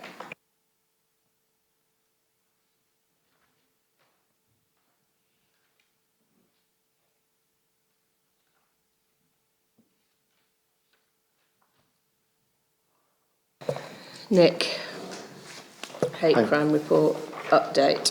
Thank you. Morning. I lead a hate crime working group which reports into the Deputy Constable's Equalities, Diversity and Human Rights Board. I've enhanced that group now to include further members. It's obviously got key police personnel representing every district around the county. We've also got the chairs of the independent advisory groups, representation from the Police and Crime Commissioner's Office, and we also have North Yorkshire County Council's community cohesion workers attending that. So it's an expanded working group prior to what it was. In May this year, we formulated two action plans. The first one was the Hate Crime Support and Provision Action Plan, and the second one was the Independent Advisory Group Development Plan. The key aims of the Support and Provision Action Plan were to look at enhancing confidence of victims, to obviously seek support, looking to make sure we've got suitable gateways for that support, then making sure the relevant agencies, including ourselves, have the required training and skills to be able to deal appropriately with those reports, and then ensuring that we have the correct recording of hate crime and incidents. Some of the key aspects that we've progressed on that is we've got the 24/7 helpline from Stop Hate UK, which has been active since the beginning of this financial year. I'm currently leading on a review of our gateways, which looks at our third-party reporting centres, and that will report in December of this year. We're continuing to review the Stop Hate UK helpline to ensure that that's working well and linking in with the supporting victims, which has been an excellent tool to provide that backstop in victim support for us. A key aspect that we've looked at is disability hate crime. We're further reviewing the Hidden in Plain Sight Action Plan, which came out some years ago, and we're revisiting that one, and particularly working with the Force Control Room and Rob Bowles, and that's quite pertinent into what's just been mentioned and Joanna flagged in regards to the first contact report, that we need to make sure we do link in with that, because the ability to actually identify that vulnerability and be able to provide that first contact service for some of the protected characteristic groups, particularly disability groups, is imperative. That is one thing that they may well specify at a national level, is for people who are hearing impaired, is to look at what the system can do for them. So that is one thing that might be helpful at a national level, I think. Yeah. Also as well, we've just done a launch of the Safer Places scheme. It was a soft rollout, and that's a scheme where there are a number of places, and there's actual helpline connected to that can afford safe places for potential victims, particularly around the disability, mental health type aspect. We're going to do a harder launch of that and introduce the commercial venues in the new year, which the DCC is assisting on with. The Independent Advisory Group Development Plan, that's obviously looking to enhance the processes we've got in place.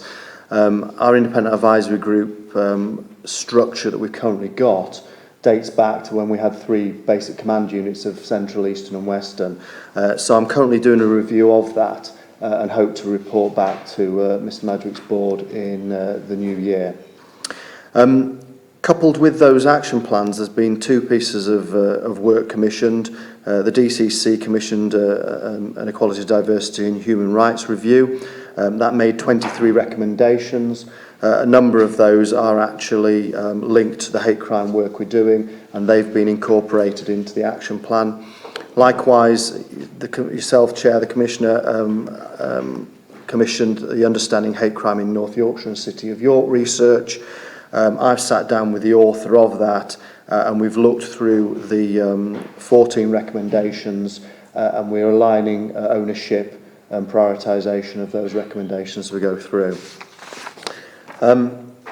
It is one of the areas where we actually do actively seek an increase in reporting, and as the Chief's just said, it is about making sure we do bridge that gap, and we are trying to actively ensure that we're increasing the number of, the confidence of victims to report those incidents. We've been fairly static for the last 4 years in the reports we've got, but so far this year we have seen a 25% increase in the number of hate crimes reported to North Yorkshire Police. And I again rechecked the data this morning. Obviously it was up until the 1st November, and that stayed static. In fact, it's slightly increased. So although with small numbers, I do see that as a positive trend, and hope the work that we are doing and actively working with our communities to enhance that confidence and ensure we've got the gateways and the staff properly trained to deal with these complicated issues is a positive step forward. I mean, I know there's lots of work going on in this area, and I think this is one area where we do need to see the crime figures increase, because we know there's massive underreporting. Just the Stop Hate line, how many calls have we had into that? Yeah. Sorry, the first quarter we had 5 calls. The second quarter we've now had 8 calls. So it's only a total of 13 calls so far. I'm aware that there's a report come through yourself. I don't know, has that been agreed for a further year? We have discussed that report with yourself, Commissioner, and you did agree that you were happy to move forward, as was the DEP, to move forward and extend the contract for another year with Stop Hate UK, but only if they were to review their finances in light of the low volume of referrals that we've had. I mean, I think it's a very expensive service for the amount of calls that we're getting, but then if we were not to have it, then that leaves a gap. So it's a problem, but in terms of value for money, I think it's poor. And I think we need to look at how they also promote it more as well, because I think it's my understanding they've got the responsibility for promoting it, and if they've only had that number of calls come through, then one has to question whether or not they're doing a good enough job promoting it. So, and actually, we were talking with Louise earlier on about trying to map out more effectively the different organisations in the voluntary sector and putting some additional resource in to do that. And I think that those type of activities and making people more aware that we've got that and they can use it, we can do some support there. But I think Stop Hate themselves need to look at how they're promoting that line. I think, Chair, I agree with virtually everything you said there. I think we were in a position where we didn't want to stop it. Bear in mind, we've seen some increase. You're right, I don't think it is good value for money at the moment, but I'm very conscious of the fact that if we could get it into people's consciousness and we start to see those numbers, it might become better value for money, but we also need to have a viable alternative because I know professionally, my colleagues around the table know professionally there is underreporting in this area. We are seeking various methods. I think it's how we get to advocates in various voluntary groups who could then feel confident to come forward on behalf of whether it's learning disability groups or whoever that may be. So I think there are methods we could use. We're in a position really where we probably need that time going forward for the next months into next year to allow us to have those viable channels. So I think they're areas that we need to. I think one thing I would like to put on public record is the fact that I know we've seen articles and blogs recently in terms of our North Yorkshire's response to hate crime and disability issues, and as Nick said, across a whole series of strands. I actually fundamentally disagree with some of the comments made. We take it very seriously as an organisation. We are out there trying to encourage and find better ways to ensure people can come forward. And you mentioned some of the work around the deaf members of our community. We'll look at that. We'll certainly look at ways which we can provide channels for any of the strands of diversity. And we've got a series, an action plan's all well and good, but there are a series of actions already delivered against that action plan. So I think it's not just a hypothetical sheet of paper you can hold up. There's a series of things there that we've done. And under Nick's leadership around hate crime, you can see some of the difference. There is a valid comment, and the challenge from yourself is perfectly valid. We still know there's underreporting. We still would like more people to come forward, and we still need to have a criminal justice system that would support that person. If the thing they wish most is to see the outcome at court, of course, that doesn't really matter to us in one sense, because actually we'd like to try and support them from wherever they are. It doesn't necessarily mean we'll go through the criminal justice system, but actually, if they wish to, and that's what they want to see, we'll support that and gather the best evidence.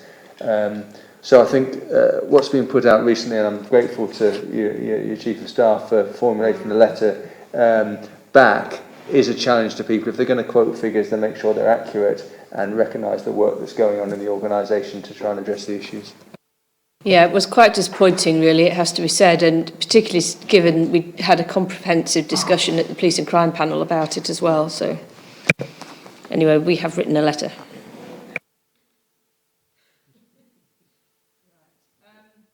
Nick, is there anything else you want to add on to that? Or are we? Yeah, no, that covers it fairly well. Yeah. Chair, thank you. Okay. All Chair, right. just briefly, one link point I think around engagement, around IAGs and how we engage. I think we need to recognise the demographic and the mixed group on IAGs in terms of how we get that change going forward. And I think both from Charlotte Bloxham, who led on some of the work for the ACC in relation to engagement, we recognise that needs to mix and change as we go forward.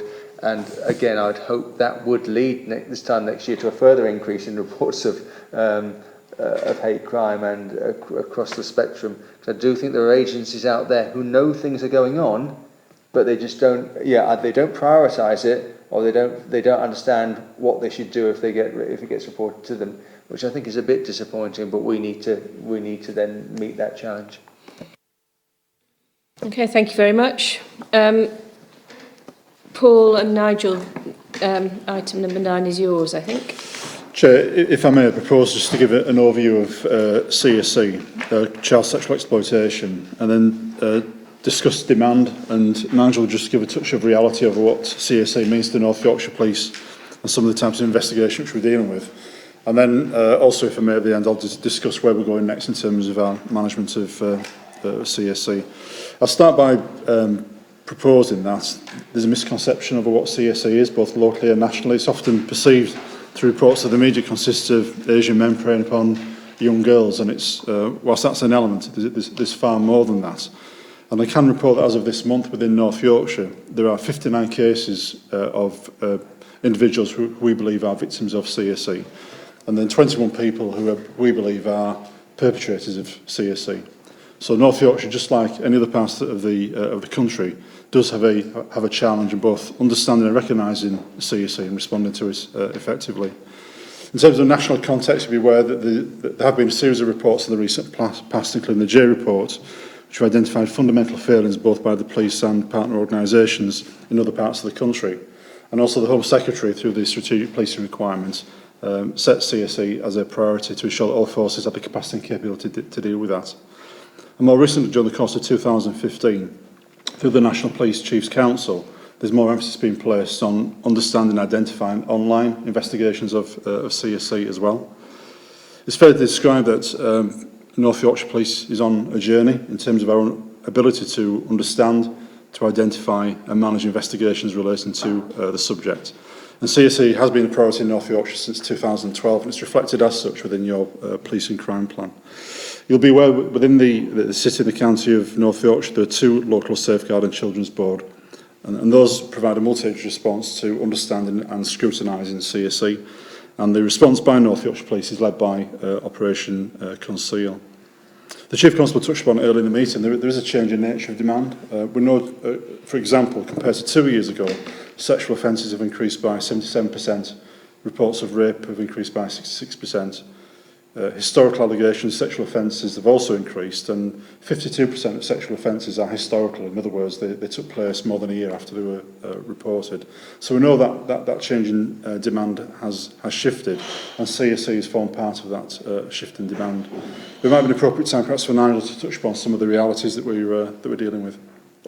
Thank you. Good morning. Just to give really a case study of the complexities that are involved in relation to online investigations and how resource intensive they can be. The case study that I'm going to talk about commenced in 2014, and the victim in that case was a male child who at the time of the investigation was 14 years old. And for the purpose of this summary, I'll refer to him as Danny, which obviously isn't his real name. The circumstances were this. Danny was being investigated following the sharing of explicit images between himself and his then girlfriend. These images were of each other and were disclosed as part of an acrimonious separation. As part of that investigation, Danny's computer and phone were seized and forensically examined. Examination of the computer highlighted significant concerns as it showed since June 2013 Danny had been in ongoing contact with adult males via the internet, particularly Skype, webcam, mail chat sites, and also mobile phone, FaceTime, and text message. The content of conversation between Danny and adult offenders was highly sexual in nature, with attempts being made to meet Danny. Some of these requests included the offer of payment. Further, it could be shown that Danny had performed sex acts via webcam on numerous occasions at the request of the offenders. Danny had been told that if he didn't perform specific acts on camera, his school and friends would be contacted and images of him shared. An investigation commenced, and of paramount importance was the need to identify all adults that had communicated with Danny, but also to identify and safeguard any other children that could be shown to be in communication with adult offenders. Obviously, there was also the evidence to secure in relation to Danny himself. This was made more difficult by the fact that Danny did not see himself as a victim and never engaged fully with the police. An initial review of the extensive data from Danny's equipment alone showed that suspects lived both in the UK and abroad. Due to the content of chat logs and the like between Danny and others, suspects were graded as high, medium or low so that packages could be created and prioritised according to that risk. From Danny's data alone, 70 intelligence packs were submitted worldwide by North Yorkshire Police for action to be taken against individuals living in that force's respective area. What has to also be borne in mind is that for every suspect or victim identified, a further investigation commences in relation to that individual's computer and associated media equipment. This then potentially identifies further victims and offenders. The main offender in this case was shown to have a number of Skype contacts with individuals, 79 of which required seeing by respective police forces. The investigation, as so far as Danny is concerned, concluded only this year with offenders sentenced at Crown Court. So in essence, the offending against him started in 2013. It came to North Yorkshire Police's notice in 2014 and some 14 months later concluded at court. The two main offenders, as far as Danny is concerned, received custodial sentences of 3.5 years and 9 years respectively. Investigations such as these are very resource intensive and include departments such as high-tech crime, covert standards, intelligence, detectives and safeguarding experts.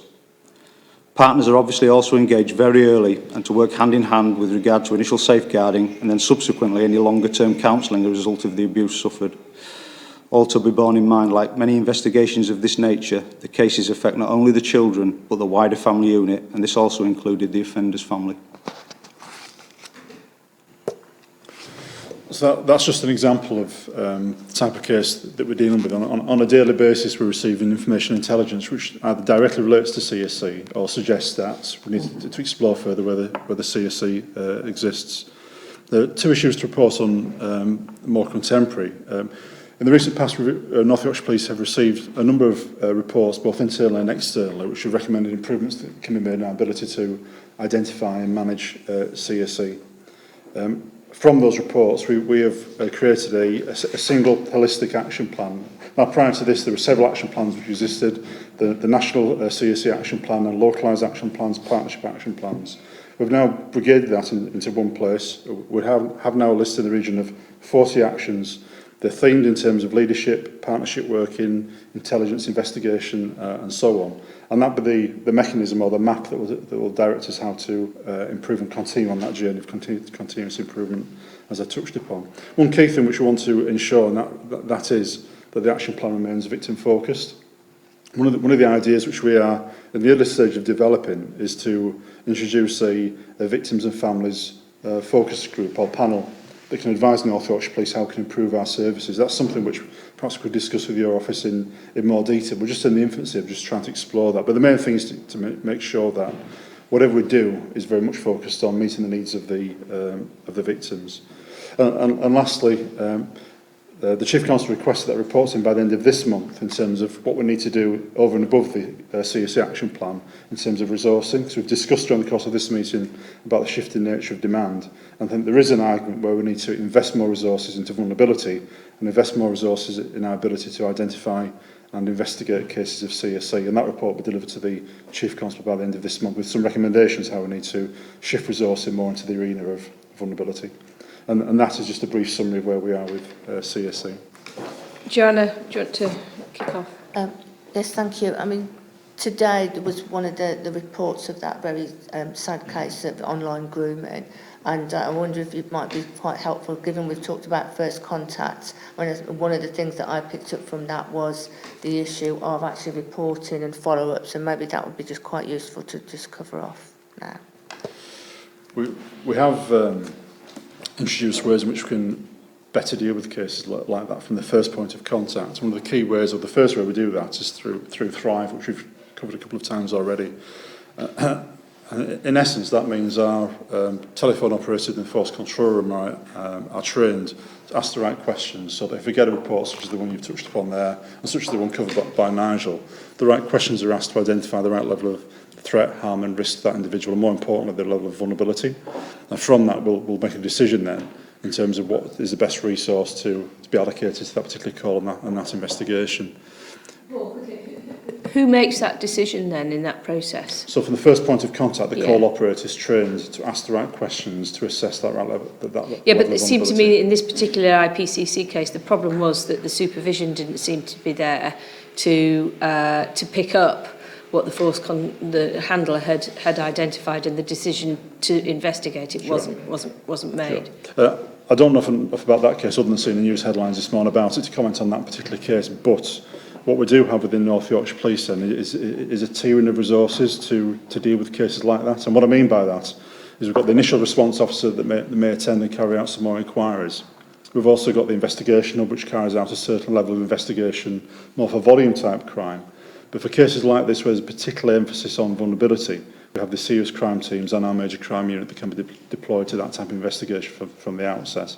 And within those teams, we do have the supervisors who are trained and are skilled to both identify the level of risk and manage an investigation accordingly.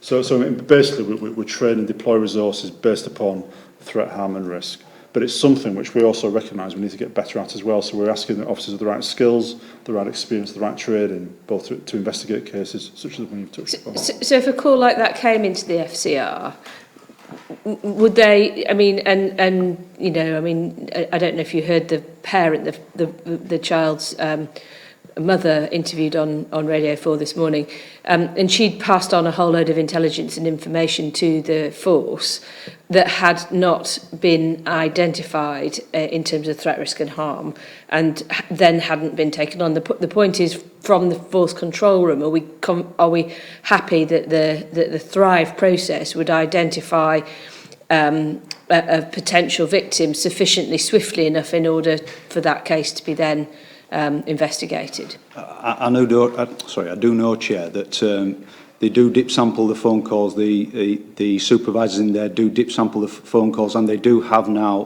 volunteers that they have trained that come in and also dip sample and listen to calls to make sure that they're actually getting the right service. And if they're not, they get fed back to the supervisors and remedial action is taken, obviously to put back in place any call for service that should have been done anyway, but also for any training aspects as well that needs picking up for the individuals themselves. We've rolled out some CSE awareness to call takers and, people of all disciplines across the force, and now we're rolling into a training programme as well. So they've had an input in relation to identifying and what CSE means, and now we're working with different departments in relation to a training programme. Just one of the things that I've been very strong on emphasising is that we've actually, with our partners, dropped the threshold very, very low now. So the whole the VENT process, the vulnerable, exploited, missing in traffic process, is that it takes a lot for somebody to ring the police. Yeah. Well, what we want is who's the local midwife, who's the teacher, who's anybody else who's got any issue, concern around a child. Then there is a process now where they can actually link in to that very process that we've implemented this year. Because actually what we want is, you know, if you've got a concern, pass the concern, don't sit on it. And then the professionals will have a look at it and assess it with all the shared multi-agency data to make sure we put in the right intervention. Because the past is a clear indication of where people have sat on stuff and been really, really concerned and not known who to go to. And often ringing the police isn't probably the thing they want to do first. We have discussed as well, Chair, Emma Morris has led on behalf of the organisation in relation to an overarching information sharing agreement, which is actually, it's probably as good as you're going to get. She presented at the adult safeguarding board. I know we're talking about children here largely, but with a reiteration that the framework is now there for all agencies to share information. There's a lot more agencies signing up in relation to some of the health, some of the big agencies in health are signed up, but then we need it. I think the Chief's point is we need everybody to sign up and at a tactical level have the confidence to do it. It's all very well the chief execs and other people signing, but what the true test is the midwife or the health worker. And we actually, the challenge, one of the challenges put last week was how do we get that to GP surgeries across the county? Bear in mind they're all individual businesses. One of the suggestions, two suggestions were made to Emma about there's a practice managers forum. So those practical issues, because if you can get people like practice managers aware of the information sharing process, then tactically you can start to see a difference.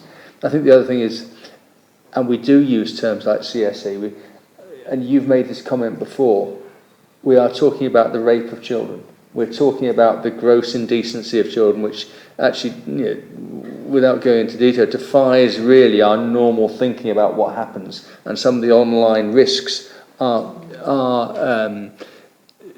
obscene, absolutely obscene in the extreme. So I think we use terms like grooming, we use terms like CSE. These are the offences we're talking about, and I think we are very conscious of the fact that when Nigel's given us one example of a case here, which is obviously taking up considerable resources, trying to, I think it is a challenge for our staff to actually put into different categories what is medium risk and what's low risk and what's high risk, because actually what can start as low risk, as we know to our cost, can suddenly escalate because they're not aware of one element of what is stored.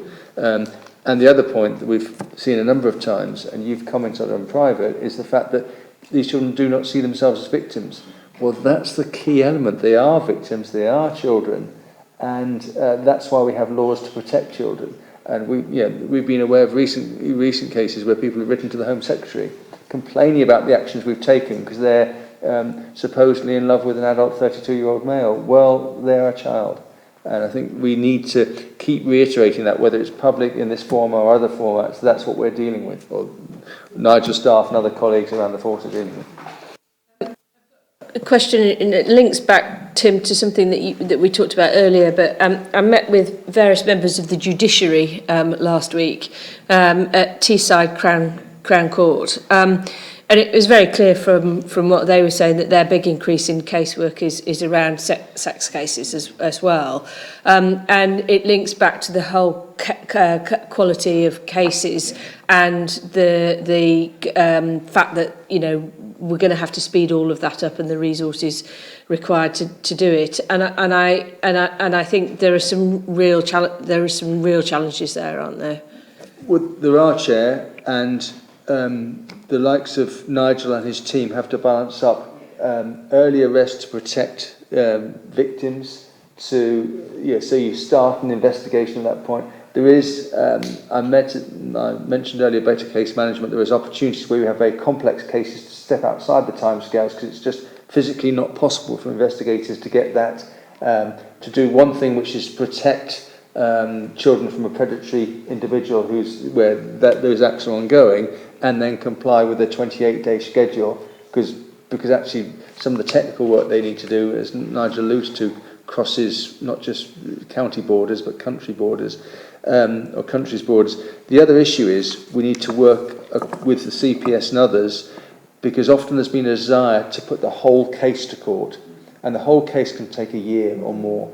Sometimes we need to say, actually, we need to put this element of the case to court and deal with that, because, as Nigel related to, it's what outcome we're trying to achieve, and clearly we've got to look after the interests of victims and safeguard those. Of course, in the past, some of those victims to start with have also been offenders in other categories of offences, and that's clouded judgment, as we know, going back years and years and years. Everybody needs to see them as victims from the outset, because there are factors in relation to that. So the complexity of missing from home, the complexity of other issues that colleagues around the table are working on, and I know Paul led on much of that work, the awareness will have to change over time, because it's not just one flick of a switch. It's actually people starting to think of, where are those vulnerabilities? So is it the traffic officer who stops a vehicle and there's something? Is it the neighbourhood officer who gets some snippet of information? And one of the issues is why neighbourhood policing is so important is those snippets of local information sometimes feed through into huge cases that other people may investigate. And we're only as good as the intelligence and information we're acquiring and then dealing with. So just one further point, Chair, if I may, that it's not just about CSC, it's got to be about vulnerability. And I think the point which the DEP is making about making sure we can embed the understanding of vulnerability into operational policing, and that's why I use the phrase we're on a journey, because we've made some progress to achieve that, but we've got a long way to go as well to make sure that the identification and management of vulnerability is properly understood by all quarters within the service. Paul's been leading on quite a substantial piece of work over the last 3 months with Nigel to just understand what the ask is in reality, because despite being in the age of austerity, there's always areas of policing that we're going to have to invest in, and this clearly is one of them. And part of that is going around with Paul and Amanda, speaking to all the serious crime teams, a bit of reality checking to see what the world looks like from their perspective. And there's clearly those issues that we've touched on, high-tech crime, the ability to digitally, forensically examine various things, all of which are a growth area. That leads to interesting conversations going forward around kind of, from a funding perspective, how we actually do that with the reducing resource base. It was interesting because some of the other things I think does relate to the CPS and their decisions to charge as well, and certainly there was a discussion about that as well, and whether where the sort of threshold is for taking around those decisions on some of the cases that are going as well. we're very conscious of that. I mean, the Chief's point around we're going to have to make some difficult decisions around some of those funding issues, but just in relation to your CPS issue, we recognise in terms of RASO, and they're the serious sexual offending, and that's just children and adults.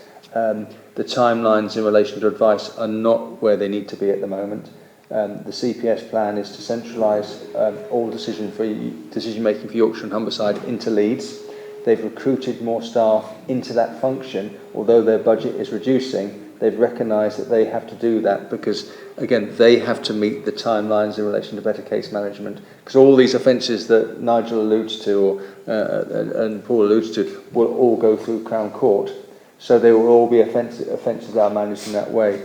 And they need to get that timeline back to an area which is, well, they will have ultimately 3 days to make decisions on certain issues. And they're nowhere near that at the moment. They recognise that, they're trying to address that, but that will have an impact on two things, I think. One, on what other cases are proceeded through what I call more normal, other categories of offences, and then their entire capability to manage not just Crown Court, but Magistrates Court going forward. So I think, albeit there will be an intense focus on serious sexual offending, it will have implications elsewhere in the Crown Prosecution Service. And coming back to the Chief's point, it will pose challenges for us around what other area of work we do prioritise or have to work differently on. This is obviously, I mean, and then there's the whole issue of neglect as well, which, you know, the public focus is on CSE at the moment, but, you know, there's huge volumes of work elsewhere as well, aren't there? I think this is obviously one of the sort of, you've got your super action plan. Can we come back again in the new year and report on progress on that as well? Yeah, thank you. I'm just conscious of time because we've now made up for the 10 minutes that we were late starting. Thank you. Has anybody else got anything on that? No. Okay. All right. So in terms of the delivery strands, this is really any exceptions. So if we start with Jenny and Richard. No exceptions to it. No. Okay. Well, Jenny. No exceptions to priority 4. Priority 5 we've dealt with under the earlier item, I think. Unless there's anything else, Ken, you want to add? No. And people first we're seeing at the next meeting. Yeah. Partnerships and commissioning. No. Exceptions to it. Other than the issue that we discussed at the beginning from the meetings. Could you just add one line? Is that albeit there's been immense challenges in relation to mental health issues, not least with Bootham closing. Some of the work that was put in place by Jenny, by Bill Scott, by others in relation to not just triage but also some support for the force control room, actually saw the lowest number of people taken into detention under 136 of the Mental Health Act. So last month we saw 2 people taken into custody as opposed to places of safety elsewhere. Bear in mind we're averaging over 30 a month 2 years ago. That is a significant achievement in terms of that. We haven't still got there yet, but we are getting there. And I think that was a credit to Bill, to Jenny, and other people who have been involved in that process. Yes, significant progress and discussions around Bootham are ongoing. Yeah, we look forward to the outcome. Is it worth just briefly mentioning the fact that we hope to continue, even once Bootham is back and running as a 136 suite, to have presence within the force control room for mental health professionals through a pilot piece of work, which we'll then evaluate and hope to, if it's successful, and we get the right evidence base back, to continue to support that going forward. I think, if I may, I think it brings us back to vulnerability in its wider sense, and actually if you have the health qualified staff in the right place, they can channel demand to where it's where it's the best solution for the individual. And it's interesting that we're bringing health staff into our force control room. I welcome that because I think it's better for frontline staff and it helps them out. But it comes back to our initial challenge. Yeah, where we're getting the call in the first place. There may be opportunities, but as I say, certainly what we've got in place is infinitely better than we had in terms of protecting the public and making sure ill people aren't taken through the police service as opposed to health. So I think there are discussions at the Crisis Concordat Gold Group around the wider sort of health pathways and call numbers and all the rest of it. Although obviously, I think at the last meeting it wasn't quite as well attended as we might have hoped, and we might need to just inject a little bit more momentum behind that group. Well, if we want one telling national figure that's an embarrassment for this country is that only 15% who are in mental health crisis feel they get an adequate response. So that's not a North Yorkshire Police figure, that's a King's Fund figure. But bear in mind where we've been in terms of investment over the last few years. Why would we query if we're any different within North Yorkshire and the City of York, even though we've made improvements? And I'm talking about the wider healthcare. The issue is, it begs the question, if they're not getting adequate support in crisis, who picks up those issues? And they won't just manifest themselves as health-based issues, they'll manifest themselves in a whole range of things. And I know we've got a suicide prevention stream of work as well. So there's a whole series of things in there that I think there's every need to maintain the momentum on. Thank you. Anything else on priority 7? Nope. Maria, 8, obviously you put a little note in here about the funding formula. Yes. The review of the funding formula has been paused for 12 months, we believe, following feedback from a number of PCCs, including yourself. This means that obviously we're still expecting that review to take place, but there's other considerations that need to be taken into account for that to happen. In the meantime, we've got the spending review announcement this week. Obviously, within the force, we're doing a lot of scenario planning to look at how the potential financial challenges will impact on the activity within the force, and more will be known following the announcement this week, and then how it's factored into the budgets in December.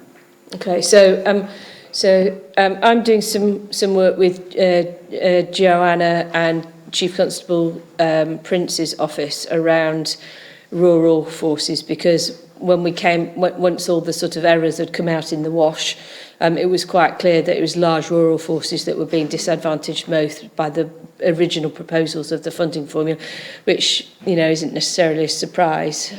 So we're picking that up as Chief Constable Prince has the lead for rural policing from the MPCC point of view. And I think the only other thing to add is, we are in a very fluid situation, both with the funding formula, but demand, not just the demand that Nigel has articulated, but the demand that we've seen in the last couple of days. And I know that we've all seen the coverage of that, but also the impact and discussions that are starting about police funding. One of the things that was outstanding from the CSR and the funding formula was how much funding is going to be retained by the capital. And of course, that is a very, very prevalent issue for the moment. So we wait and see how much information we do get next week and in what sort of timescale before Christmas to bring back. I know we're going through a number of scenarios in the budget planning, so we'll discuss those at the next meeting. Thank you. Okay. Unless anybody's got anything else on that, we've now there are any particular questions, Simon, that have come through on Twitter. We have got a couple of questions and a couple of observations as well that I think are worth feeding back.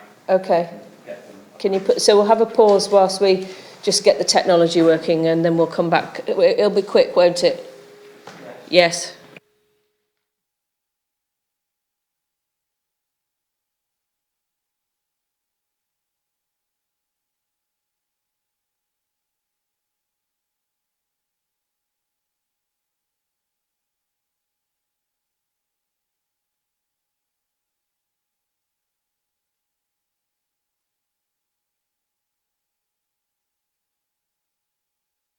If you have been a victim of crime, you can receive support directly by calling Supporting Victims on 01904 669 276 or by emailing help@supportingvictims.org.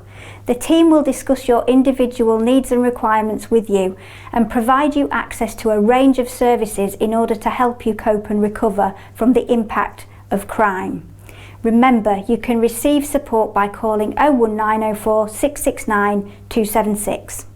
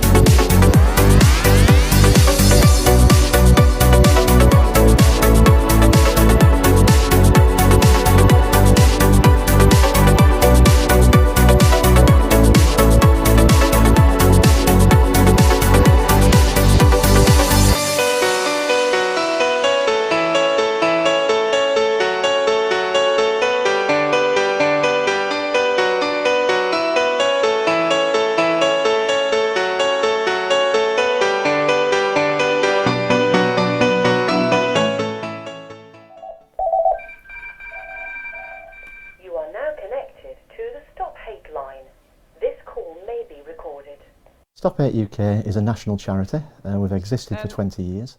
So are we ready? Yeah, so Gwen, thank you very much for your comments. I understand you're going to pick up with Simon afterwards. We are aware of the abbreviations problem. We do try to avoid it, but it is a nasty habit that we've got into. I just wonder whether it might be worth having, because very often some of the abbreviations that we use commonly, whether we could have some sort of list on my website. So if we did inadvertently slip into that, then at least there will be somewhere for people to reference them. But a note to self and everybody that we need to try and avoid that. So I obviously wasn't clear there. What I was exactly was an action plan which will come out of the process that the Chief described, and we will see that in March. We don't know what this is, so we will pick that up. Well, that was the point exactly that I was making in my questioning about how much we're paying for it, and what their SLA is, and we will be dealing with that. And the plan B really is to try and make sure that hate crime is reported properly. I agree with that, but I think the only other thing is for the 13 people who actually did call, that might have been a lifeline. Yeah. So again, there's a balance, isn't there, around kind of what value we put on that. And some of them were quite serious, I think, weren't they? They were, yeah. And I don't think that affected Jenny and I's comments or recommendations really, that, as the Chief said, well, certainly one or two of those, actually they're all, I'm not trying to grade them all, but certainly some were around, you think, if that's how they first made contact with us, it's probably worth the investment. It is on our current website, although there are issues there, but you can find details there, and any suggestions about how we actually get it out into a wider domain, we will pick up on, and we'll welcome any suggestions that either Gwen or other people can make that we can improve that in terms of coverage.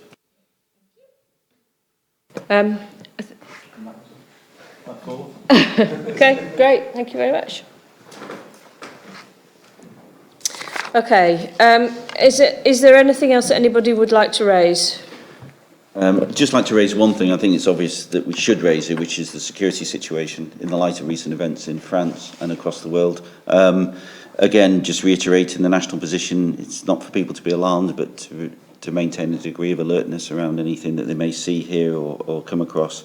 There is no a threat to North Yorkshire as we speak. What you'd expect me to be doing, and I won't go into too much detail, but have to do so at Executive Board, which follows this meeting later, which is the refresh of the current contingency plans that North Yorkshire Police have, and also various other capabilities which we've been requested to do so on a national level. Thank you very much. Interestingly, I was on a train in West Yorkshire the other day and going from Skipton to Bradford, and there were 2 bags on the train that I alerted to the conductors, and he shouted out in the carriage, does anybody own these bags? And nobody put their hands up, so those 2 bags sat by the door the entire journey from Skipton to Bradford without any owner. So it's not just the police that need to do things.